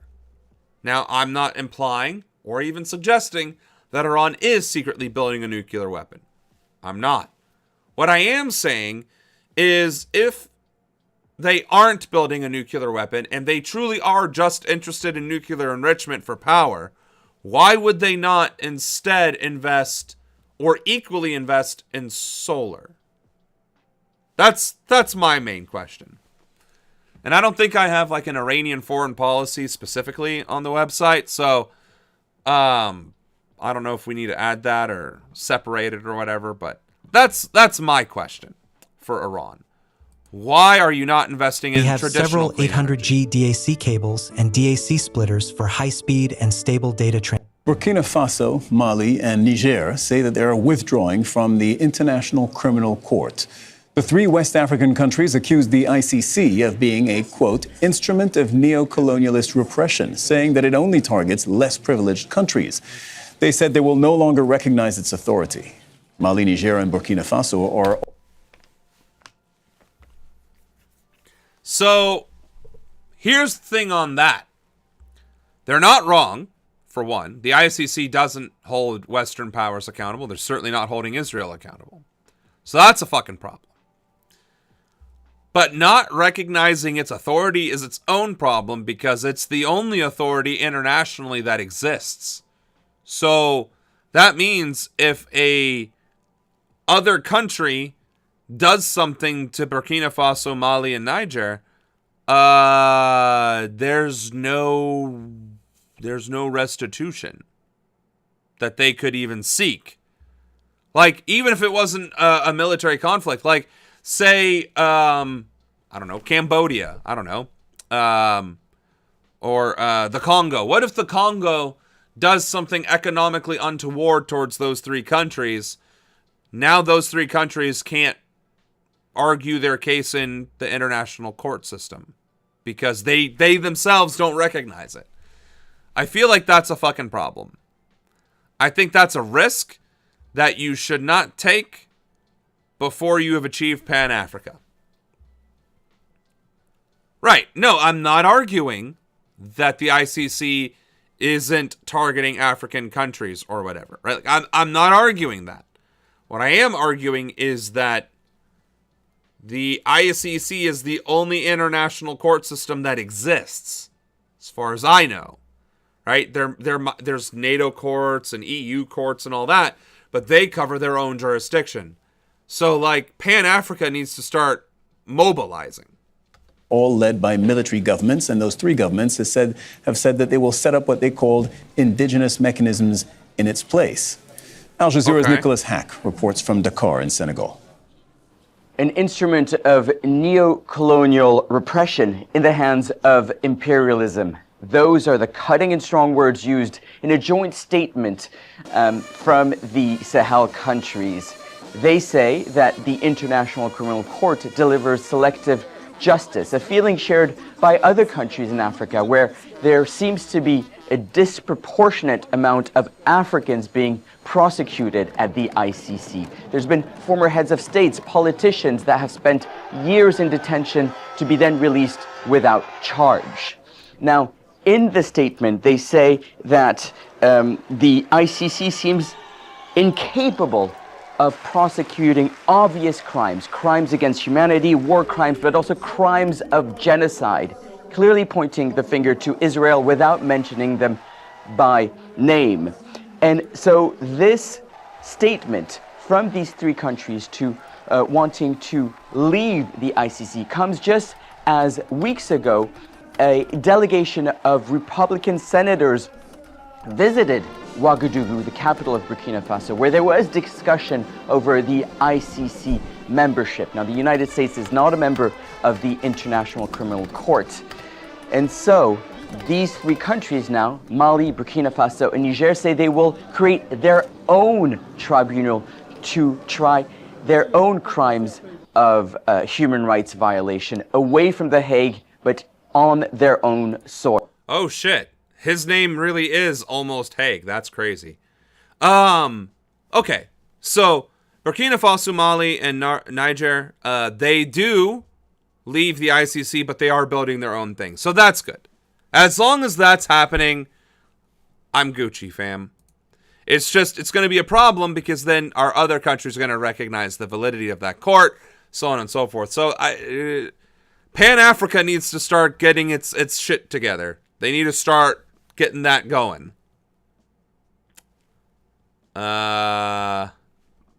Tech exec. See, this is going to sound cold, but I don't give a shit that a tech executive died. I'm not going to mourn the death of a capitalist. I'm just not. I can't find it. I can't find space to grieve for someone who has likely contributed to the suffering of others. It's good news? All right. This story from the New York Times is about somebody who lost their track going back down Mount Shasta, was glissading, lost control of their glissade, hit a rock, was knocked unconscious, maybe woke up, got up, and fell further.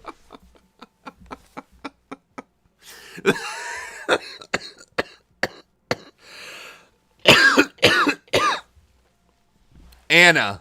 Jesus Christ.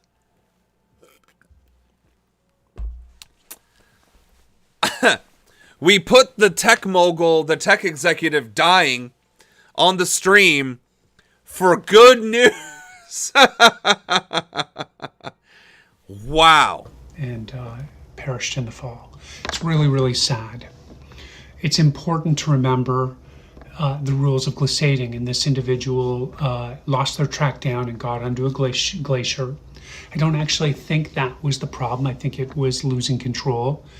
But it's a good thing to review the rules of glissading. Number one, never glissade with crampons on. Number two, never glissade on the glacier. Number three, never glissade on a rope team. Number four, always be able to see where you're going. And is this guy sarcastically giving a rundown of the decisions that led to this death? What a fucking legend. Oh my god. Man, if threatening to execute after a tribunal the entire federal leadership of America isn't going to get me banned, laughing at this probably will. Good find, Anna. That was a nice little Easter egg thrown in there. Speaking of corrupt, all right, so we're going to wrap it up pieces with of shit. North Korean leader Kim Jong-un has said he's open to dialogue with the US if Washington drops its demand that Pyongyang abandon its nuclear weapons program. At the Supreme People's Assembly meeting on Sunday, he recalled having good personal memories of President Donald Trump. Kim and Trump held 2 summits during the US president's first term. Rob McBride has more from Kuala Lumpur. These comments by North Korean leader Kim Jong-un would appear to be possibly an overture in the direction of US President. Was that mentioned in that reel or TikTok? President Donald Trump. He's been quoted on state-run media as saying he would be open to the idea of dialogue. Oh, that is because he is a huge toddler. That's the thing about Kim Jong-un. Remember in history class, you learned about emperors and, you know, the forbidden palaces and how, like, Asian, like specifically Chinese emperors were treated as deities and would just act the way that they do, and you just couldn't do anything about it, except for if your father was the emperor. Then they could actually discipline you. Kim Jong-un is basically treated the same fucking way. As a spoiled brat with unlimited, unchecked power. And nobody can tell him no, he's wrong, or that he should fix things. So, he is, in fact, a giant fucking toddler. With the US, provided the US drops its demands for denuclearization. North Korea seems to have made it abundantly clear it is not prepared to give up its nuclear arsenal. Trump famously met with Kim on 3 separate occasions during his first term in office for talks about denuclearization. Those talks didn't go anywhere, and they took place 6 years ago now.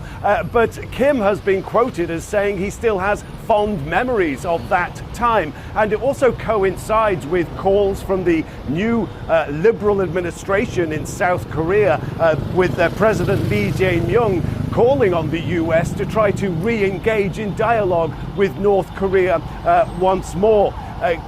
Lee has given an interview to the Reuters news agency saying that he believes North Korea is currently producing anywhere between 15 and 20. What the fuck is up with these really long, awkward handshakes? Am I too autistic? Like, is that normal? Is that what you're supposed to do? Is just...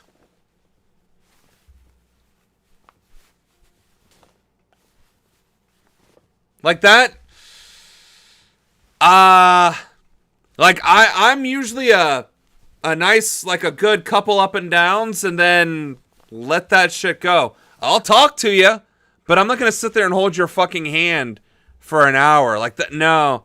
And if as president of the United States or even the president of Antifa, I'm supposed to sit there and hold hands and shake while talking to you, I'm just, I guess those relations are going to fall a little flat is what I think is going to happen. Yeah. So, Kim Jong-un is open to talking to fascist USA. Great. But that's really all the news there. I thought the talk happened, but that's apparently not what happened. Hey! Wait. See what scholarships you may qualify for. Visit gcu.edu/myoffer. So is this the actual address, finally?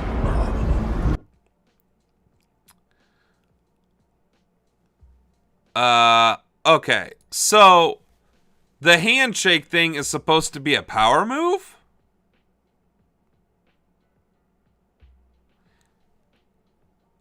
It's just an awkward move. What the fuck? I'm an alpha male because I'm holding your hand longer. The fuck? شكرا. بسم الله الرحيم. فخامة الرئيس إيمانويل ماكرون. Your Excellency, President صاحب Emmanuel السمو Macron. الملكي الأمير محمد بن Your سلمان Royal آل Highness سعود. Prince Mohammed bin Salman. سمو Al Saud. الأمير فيصل بن فرحان وزير خارجية Your Highness السعودية. Prince Saud. Holy shit, get on with it. Co-presidency. ولكل الدول The United المشاركة Nations and على all ما صدر عن participating مؤتمر will give an الكارثة irreversible path الإنسانية towards ending وإنهاء the الاحتلال humanitarian وفق catastrophe الشرعية and الدولية ending occupation ومبادرة pursuant السلام to international العربية legitimacy and the وتجسيد Arab دولة Peace فلسطين Initiative. It was المستقلة the embodiment of an بعاصمتها independent القدس state of الشرقية Palestine إلى with جانب East Jerusalem دولة as its capital, إسرائيل living في side by أمن side with وسلام Israel in peace, وحسن جوار. security, and good neighborliness.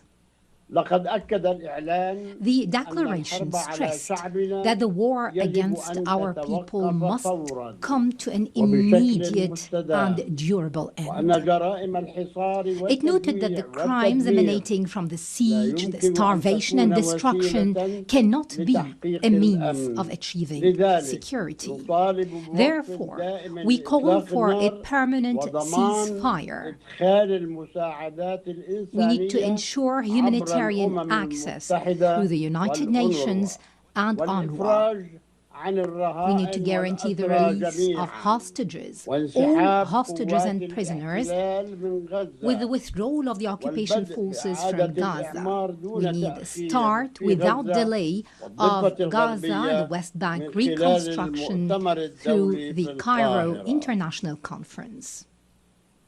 ونشيد أيها السيدات. Okay, this is actually difficult to listen to. Like, it's genuinely hard to hear. But beyond that, it just sounds like a state address. Calling for the same things that we're all calling for, but like, I don't know. You know, what I don't get is your country is being genocided.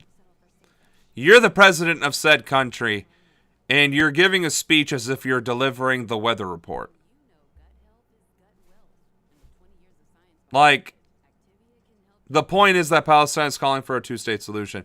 Yeah, probably because that's the best that they can truly hope for is a two-state solution. And I just don't understand how you cannot deliver that with any bit more zeal than as if you were talking about the weather. So, as far as all that goes, I agree with him. You do what you think is best for your people, but like, maybe offer an ounce of soul, maybe? I don't fucking know.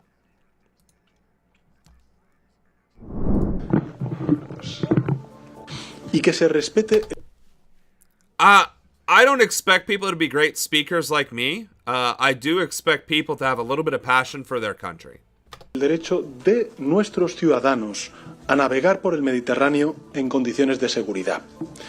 Por eso les informo de que mañana mismo zarpará desde Cartagena un buque de acción. Isn't this literally Dawn News English? Where's the inglés? No, si vous plaît, español, okay? Marítima equipado con todos los medios por si fuese necesario asistir a la flotilla y realizar algún rescate. Oh, is he back to being daddy now? Because before, he wasn't helping the Palestinians or doing anything other than being a sellout, politician. But now he's zaddy because he's yeah, I know there's no subtitles. I have to add them. Hace escasos días, el Ministerio de Asuntos Exteriores, junto con otros 15 países o 14 países, ¿no?, junto con España, emitieron una declaración conjunta en donde trasladábamos you're just as al easily primer ministro swayed as Netanyahu all the other que folks nosotros, are. evidentemente, Handsome face does one thing right. Let's go. Don't be a neolib, Anna. Y vamos a proteger diplomáticamente a nuestros conciudadanos, como no puede ser de otra manera, y que por tanto vamos a protegerlos desde el punto de vista político. Este buque lo que trata es de eso, es de que en caso de que haya alguna dificultad puedan ser rescatados los nacionales y también los integrantes de la flotilla de la paz. Yeah, but isn't he a socialist when it benefits him? He's not a socialist 24/7. And probably your cousin. Not everybody with the last name Sanchez is related to you. That's racist. Okay. For those of you who speak Spanish, you heard the majority of that first minute, but he is talking about sending the ship out there and protecting and defending the flotilla because it is the right thing to do. So you know what? Credit where credit is due.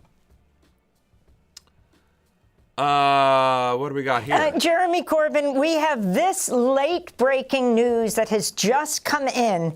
The Egyptian President Abdel Fattah al-Sisi issued a pardon for the prominent British Palestinian blogger and activist Alaa Abdel Fattah, who's been in jail since 2019. Wow. If you can comment on the significance of this moment, his mother has been fasting, I'm sure you know her well, in Britain, demanding Britain pressure Egypt. Talk about it. I do know his mother very well. I've met her many times, and we've done everything we can in Parliament and elsewhere to support. This is amazing news. Again, this didn't come from nowhere. It came from international solidarity. It came from activism. So anyone watching now on Democracy Now!, be aware. We might feel lonely and isolated and cold and wet and hungry when we're on the streets demonstrating. It makes a difference. And his freedom is a product of all that solidarity all around the world. This is amazing news. Congratulations to him, to his mum. And by the way, everybody, read his book. See, Jeremy Corbyn's a real one. He's consistently fighting back, consistently standing his ground, and he continues to stick to the left. Because after he created his left-leaning party, they started becoming neoliberal, and he's like, fuck you guys. I'm taking my toys and I'm going home and I'm going to create another leftist party. So I'll give Jeremy Corbyn that much credit. He sticks to his fucking guns. And once again, kudos to Alaa Abd El Fattah. Congratulations on your release. I can only, say good things and hope that you can go right back on the streets and fight the good fight. Or if you're going to step back and be like, I did my part, hey, more power to you too. Like there is no shame in knowing when to put the rifle down. What else do we got here? Oh, this is what pop culture must have been talking about earlier. Is your family searching for a safe and personalized education option for your children? Well, parts of the international community is trying to up the pressure on Gaza over its war on Israel, over its war in Gaza. The European Commission is threatening to suspend free trade arrangements with Israel. The bloc is Israel's biggest trading partner, and last year it accounted for over 28% of Israel's exports and nearly 34% of the country's imports. Well, let's bring in Dave Keating, France 24's Brussels correspondent. Dave, thanks so much for joining us. Just bring us up to speed with what the European Commission is proposing exactly. Yeah, this would be a downgrading of the EU's trade relations with Israel. It would basically take those relations from privileged down to normal. It's partially targeting the huge amount of trade that the EU and Israel do with each other. Specifically would target 37% of the total amount of trade. That's equal to 5.8 billion euros. Now, this would involve costs if these, essentially they're tariffs that would be on these Israeli imports, and it would involve 220 million euros in costs. Of course, as we know with tariffs, those costs would partially be borne out by consumers. Now, also... Oh my God! He actually said it! The Commission is proposing to partially be borne out by consumers. Now, also the Commission is proposing... That's impressive. I think that's twice now that we've had a news article, news network, talk about tariffs and actually say what it is, which is a consumer tax.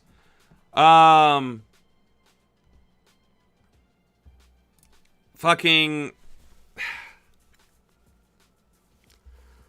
But yeah, it's a step in the right direction. Sorry, I'm still looking at like other articles and videos that come up because like that's what it is. But I am now seeing the Emma Watson statement about J.K. Rowling, and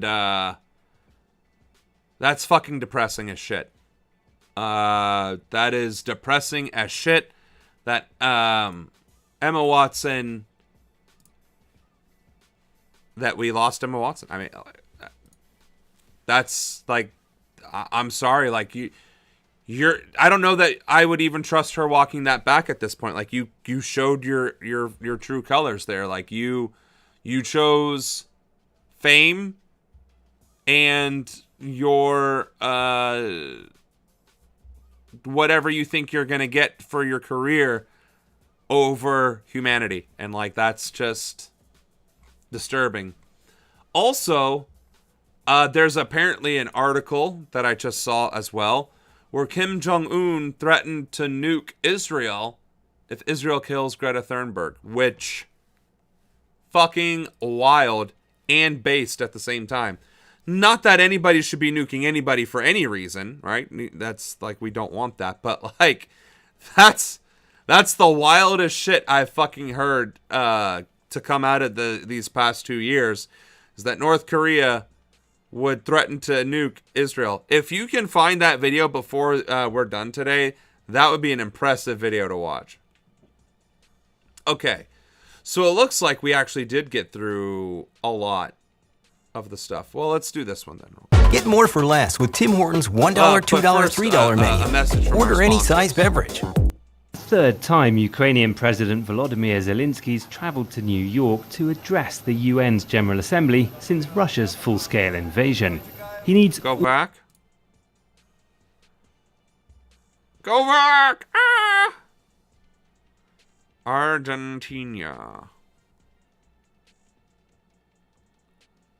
Alright, I'm just looking for Argentina here. I don't see anything on Argentina.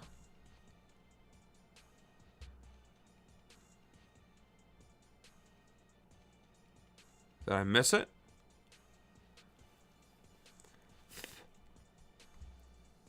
I must have missed it. EU to sever ties. Historic moment. Dolphins. Palestinian president. Republicans. Oh, there it is. There. Looks like the United States is going to bail out Javier Milei and the Argentinian economy amid a slump in their market. So Juan David Rojas. But I thought capitalism and the free market would always generate prosperity because only the best and the brightest rise to the top, and they're the ones who drive economic forces. So why the fuck are we bailing out a free market economy that's failing? Haas, a writer at Compact, who has a new story on this, a great news story on this, with the headline "Trouble in Libertarian Paradise" over at Compact, joins us now. Juan, thanks for being here. Thanks for having me on, guys. Yeah, so there's a little bit of news actually on this front. Just before we were recording with you, Juan, this morning, we heard more from Scott Bessent about what this potential bailout, we can put the first tear sheet up on the screen, that's been publicly in the works, that we've been brought in on over the last couple of days, is going to, what that's actually going to look like. This is a great Financial Times rundown of what actually happened. It starts by saying, quote, "Less than 6 months ago, U.S. Treasury Secretary Scott Bessent was in Buenos Aires congratulating President Javier Milei for bringing Argentina back from the precipice as the Libertarian secured more than $40 billion in loans from the IMF and multilateral lenders to bolster his government. Now, with political and economic missteps sparking panic in Argentina's markets, the South American nation is once again on the brink, and the Trump administration is preparing to bail out its ideological ally." So, I mean, that kind of sums it up, right? Milei does not know how to run a country. Libertarian economic policies are actually terrible, and they're in debt to the IMF, which has used its power to cripple economies in Africa since its inception, and now America is pledging to bail them out. Yeah, let's listen to a little bit more. Why not? Juan, tell us what we learned this morning from Scott Bessent about what that bailout is going to look like.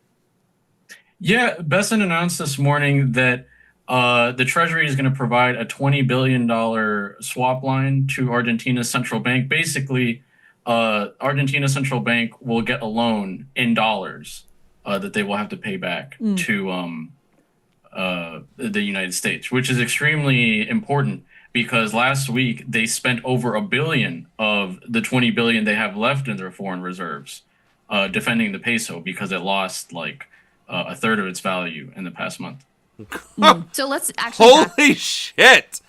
It lost a third of its value in the past month. Like, that's a race to the bottom in terms of economic policy. And, like, the American dollar, the U.S. dollar has been losing 1% every single month Trump has been in power. So, like, clearly these kinds of policies are not good for an economy.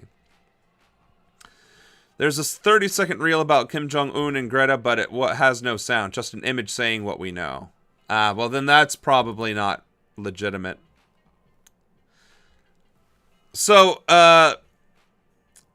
guys, who would have thought fascism was a terrible economic idea? That when you terrorize your population, when you make it impossible for your population to thrive, your economy will suffer. And when you can double down on those policies and then take money from other people, you fall into even further debt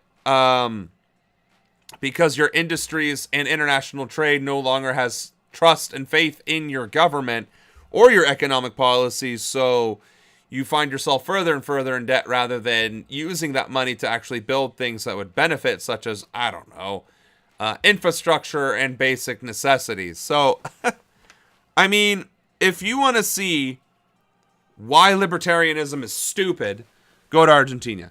If you want to see why fascism is self-destructive, go to Argentina. And if you want to see the future of the United States of America, go to Argentina. Or, if you want to see the future of the United States of America, go to the Philippines because they seem to be doing it right. Or South Korea, for that matter, because they absolutely fucking did it right. Their piece of shit president declared martial law, and the South Koreans said, no, the fuck you're not, removed him from power, and within 8 months had him arrested, charged, and sentenced for treason. So, we need to follow the examples that are readily available. South Korea, Brazil, the Philippines, Nepal. Like, there is plenty of examples out there as to how we can do things better in America. I just saw that North Korea is trying very hard to fight climate change, so that might be why Kim loves Greta. That's That's still wild, though.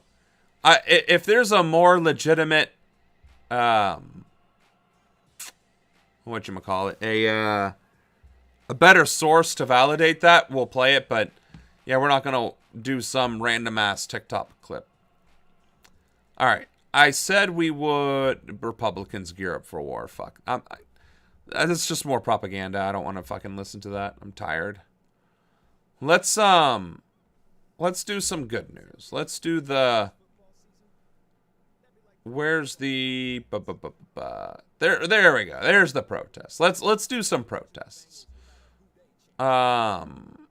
French towns. The sleepover is over, and they're hungry. Bob Evans to the rescue with all their... Flying the flag. The mayor of the town of Saint-Denis, north of Paris, marks France's recognition of the state of Palestine at the town hall. There is support for France's recognition, and there is solidarity with the tragedy experienced by the people of Gaza. And it's for these two issues that we raise the flag. The leader of France's Socialist Party, Olivier Faure, sparked widespread debate 2 weeks ago after urging mayors to raise the flag to mark recognition. At the ceremony, he responded to critics who say the move rewards Hamas. Are they all wearing the same glasses? Like, is that like the French style right now? Like, if you're an elected official, you got to wear these weird-looking glasses? That flag is not the flag of Hamas. Look! It's the same fucking glasses. I'm not making that shit up. It is the flag of women and men who also have a right to freedom and self-determination. But France's right-wing interior minister says flying the Palestinian flag is a political statement that defies France's principle of neutrality. He's ordered local prefects to have them taken down. Yeah, you know what neutrality does in the face of oppression and genocide? Aid the oppressor. So, France's right-wing motherfucker needs to be guillotined and shown a history book. France's neutrality in the wake of genocide is complicity. Here in the city of Malakoff, south of Paris, the council is facing legal action from state authorities because the mayor decided to hang a Palestinian flag to mark Recognition Day. Hala Abu Hasira is the head of the Palestinian mission in Paris. She says the debate over the flag is regrettable. France recognizes officially the state of Palestine. It is not surprising that the flag of Palestine would be raised, especially that the flags of many countries have been raised on the French municipalities. So I think this is a moment where solidarity would be expressed. And expected. France showed solidarity. And look, they're raising the Ukrainian flag, and I bet there's places in France that are flying the Israeli flag, and I guarantee you that piece of shit isn't saying anything about it. With Ukraine after Russia's invasion because its highest court exceptionally broke with state rules on neutrality. There have been other flags in the past, for example Martinique or Corsican separatists, and the High Court has always opposed them. It is only on Ukraine that there was consensus for reasons that legally do not make sense. Imagine Double that. standards and mixed messaging. French President Emmanuel Macron's decision to recognise Palestine has clearly divided opinion. Supporters say it's been too long in coming. Opponents say it's too soon. But for dozens of mayors, flying the flag sends a clear message that France must stand on the side of peace. Natasha Butler, Al Jazeera, Paris. Awesome. That's the good news that we just honestly don't get enough of anymore.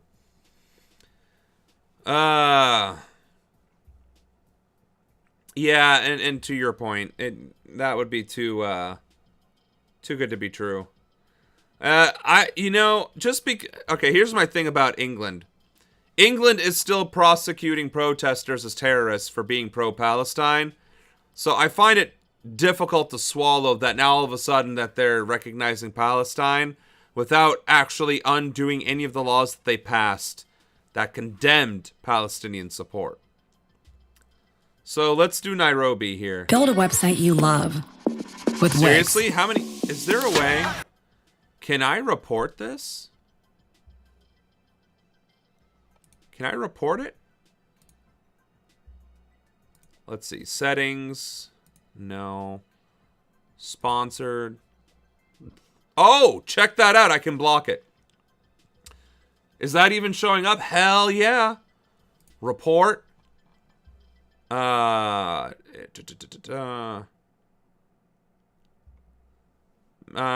do violent or dangerous. Ah, fuck. I'm gonna be doxing myself. Son of a bitch. I don't think we have a regular campaign email that I can use right now. Well, the good news is I can report it. So For your words. Thousands of protesters have gathered in Kenya's capital in a show of support for Palestinians in Gaza. Catherine Sawyer has been at the demonstrations. Reports from Nairobi. Free, free Palestine! Free, free Palestine! Free, free Palestine! So we have hundreds of people who have come here to this stadium in Nairobi, and they say that they want to call out what is happening in Gaza, what's happening with the Palestinians there. They have watched... See, this is awesome, because you normally, one, hear about it. You just... It's not that it doesn't happen, but we do not hear about African countries talking about supporting anything. I mean, when was the last time CNN, MSNBC, ABC, or CBS ever reported anything out of Africa? Literally. When was the... I can't think of...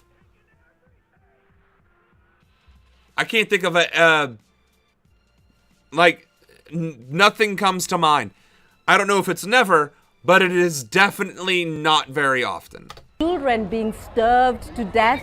We have seen their parents just trying to do what they can to protect these children. All the while, the parents being killed. We have seen journalists being targeted as well. So people here saying they want to put more pressure on the international community. They say that some members of the international community are complacent. Habiba, why are you here? To tell people that still Palestine is still starved to death, and the fight is still going on, the war is still on. Israel should stop killing Palestine, and America should stop supporting Israel. Yeah, we want two-state solution.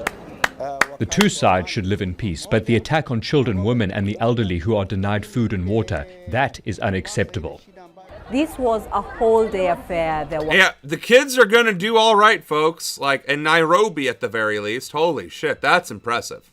Prayers, speeches, a lot of emotions, and this all culminated to a fundraiser where people donated money, trees to plant, jewelry, and so on. And this is not the first time such a rally is being held in Kenya, but it is the largest by far. And a lot of people who are here are saying that they're going to keep at it until their voices are heard or something gives. Catherine Soy, Al Jazeera, Nairobi. Hey, you know what? Give it to them. Kenya came out. In numbers, the kids are straight up on the right side of history. They're calling it how it is. Like, and they're talking about the real things, right? America is supporting the genocide. Israel needs to stop murdering kids. Like, these were out of the mouth of babes. And I don't even know that there are European countries that whose children would even admit that their countries were participating. Like, that's fucking crazy. So, well, we got the... are there two videos on Paris? Oh, because one's from... also from Al Jazeera. I feel like we pretty much covered everything to cover today.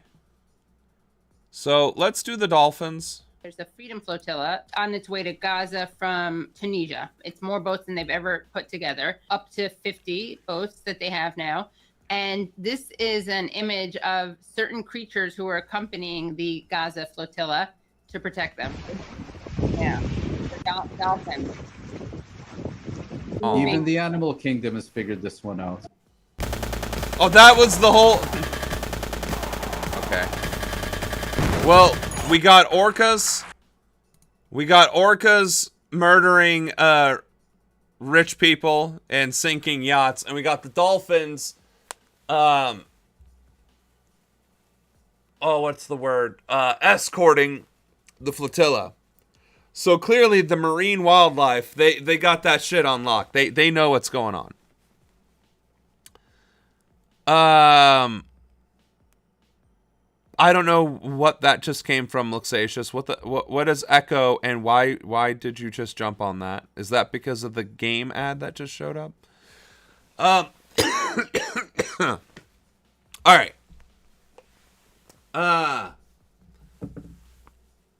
I think Echo the Dolphin. I see. Okay, gotcha. All right. So normally I try and take us all the way to the 3-hour mark and maybe even push it past a little ways. But we did cover all of the news that we wanted to cover today. A lot of it was actually good. Well, much more of it was good than the recent Wednesday, Worldwide Wednesdays have been. Worldwide Wednesdays have been filled with suffering, pain, death, threats of war, and all this, that, and the other, and maybe like one element of good news, like the Nepalese revolution and Bolsonaro being sentenced. But right, like today we had dead CEOs, we had the recognition of Palestine as a state, we had the celebrations thereof, the kids in Nairobi, Kenya. We had some good, just honest to God, good news today. So I'm happy for that. I'm grateful for that. I, however, unfortunately, am ludicrously exhausted. I am probably going to pass out at my desk as soon as we log off. So for those of you who are new to the stream, usually I'm slightly more awake and animated during these things. We are obviously a political channel. We stream Tuesdays through Thursdays every week, 7 p.m. to 10 p.m. Eastern. Tuesdays, we talk about U.S. policies, politics, and news. Wednesdays, today, we talk about international news and policies. And on Thursdays, we recap anything we may have missed or anything that may have transpired between the various days. So, on that note, I appreciate you all for coming here. Like, share, and subscribe if you enjoyed the material. We're trying to get up to Hassan numbers so we can fight the revolution.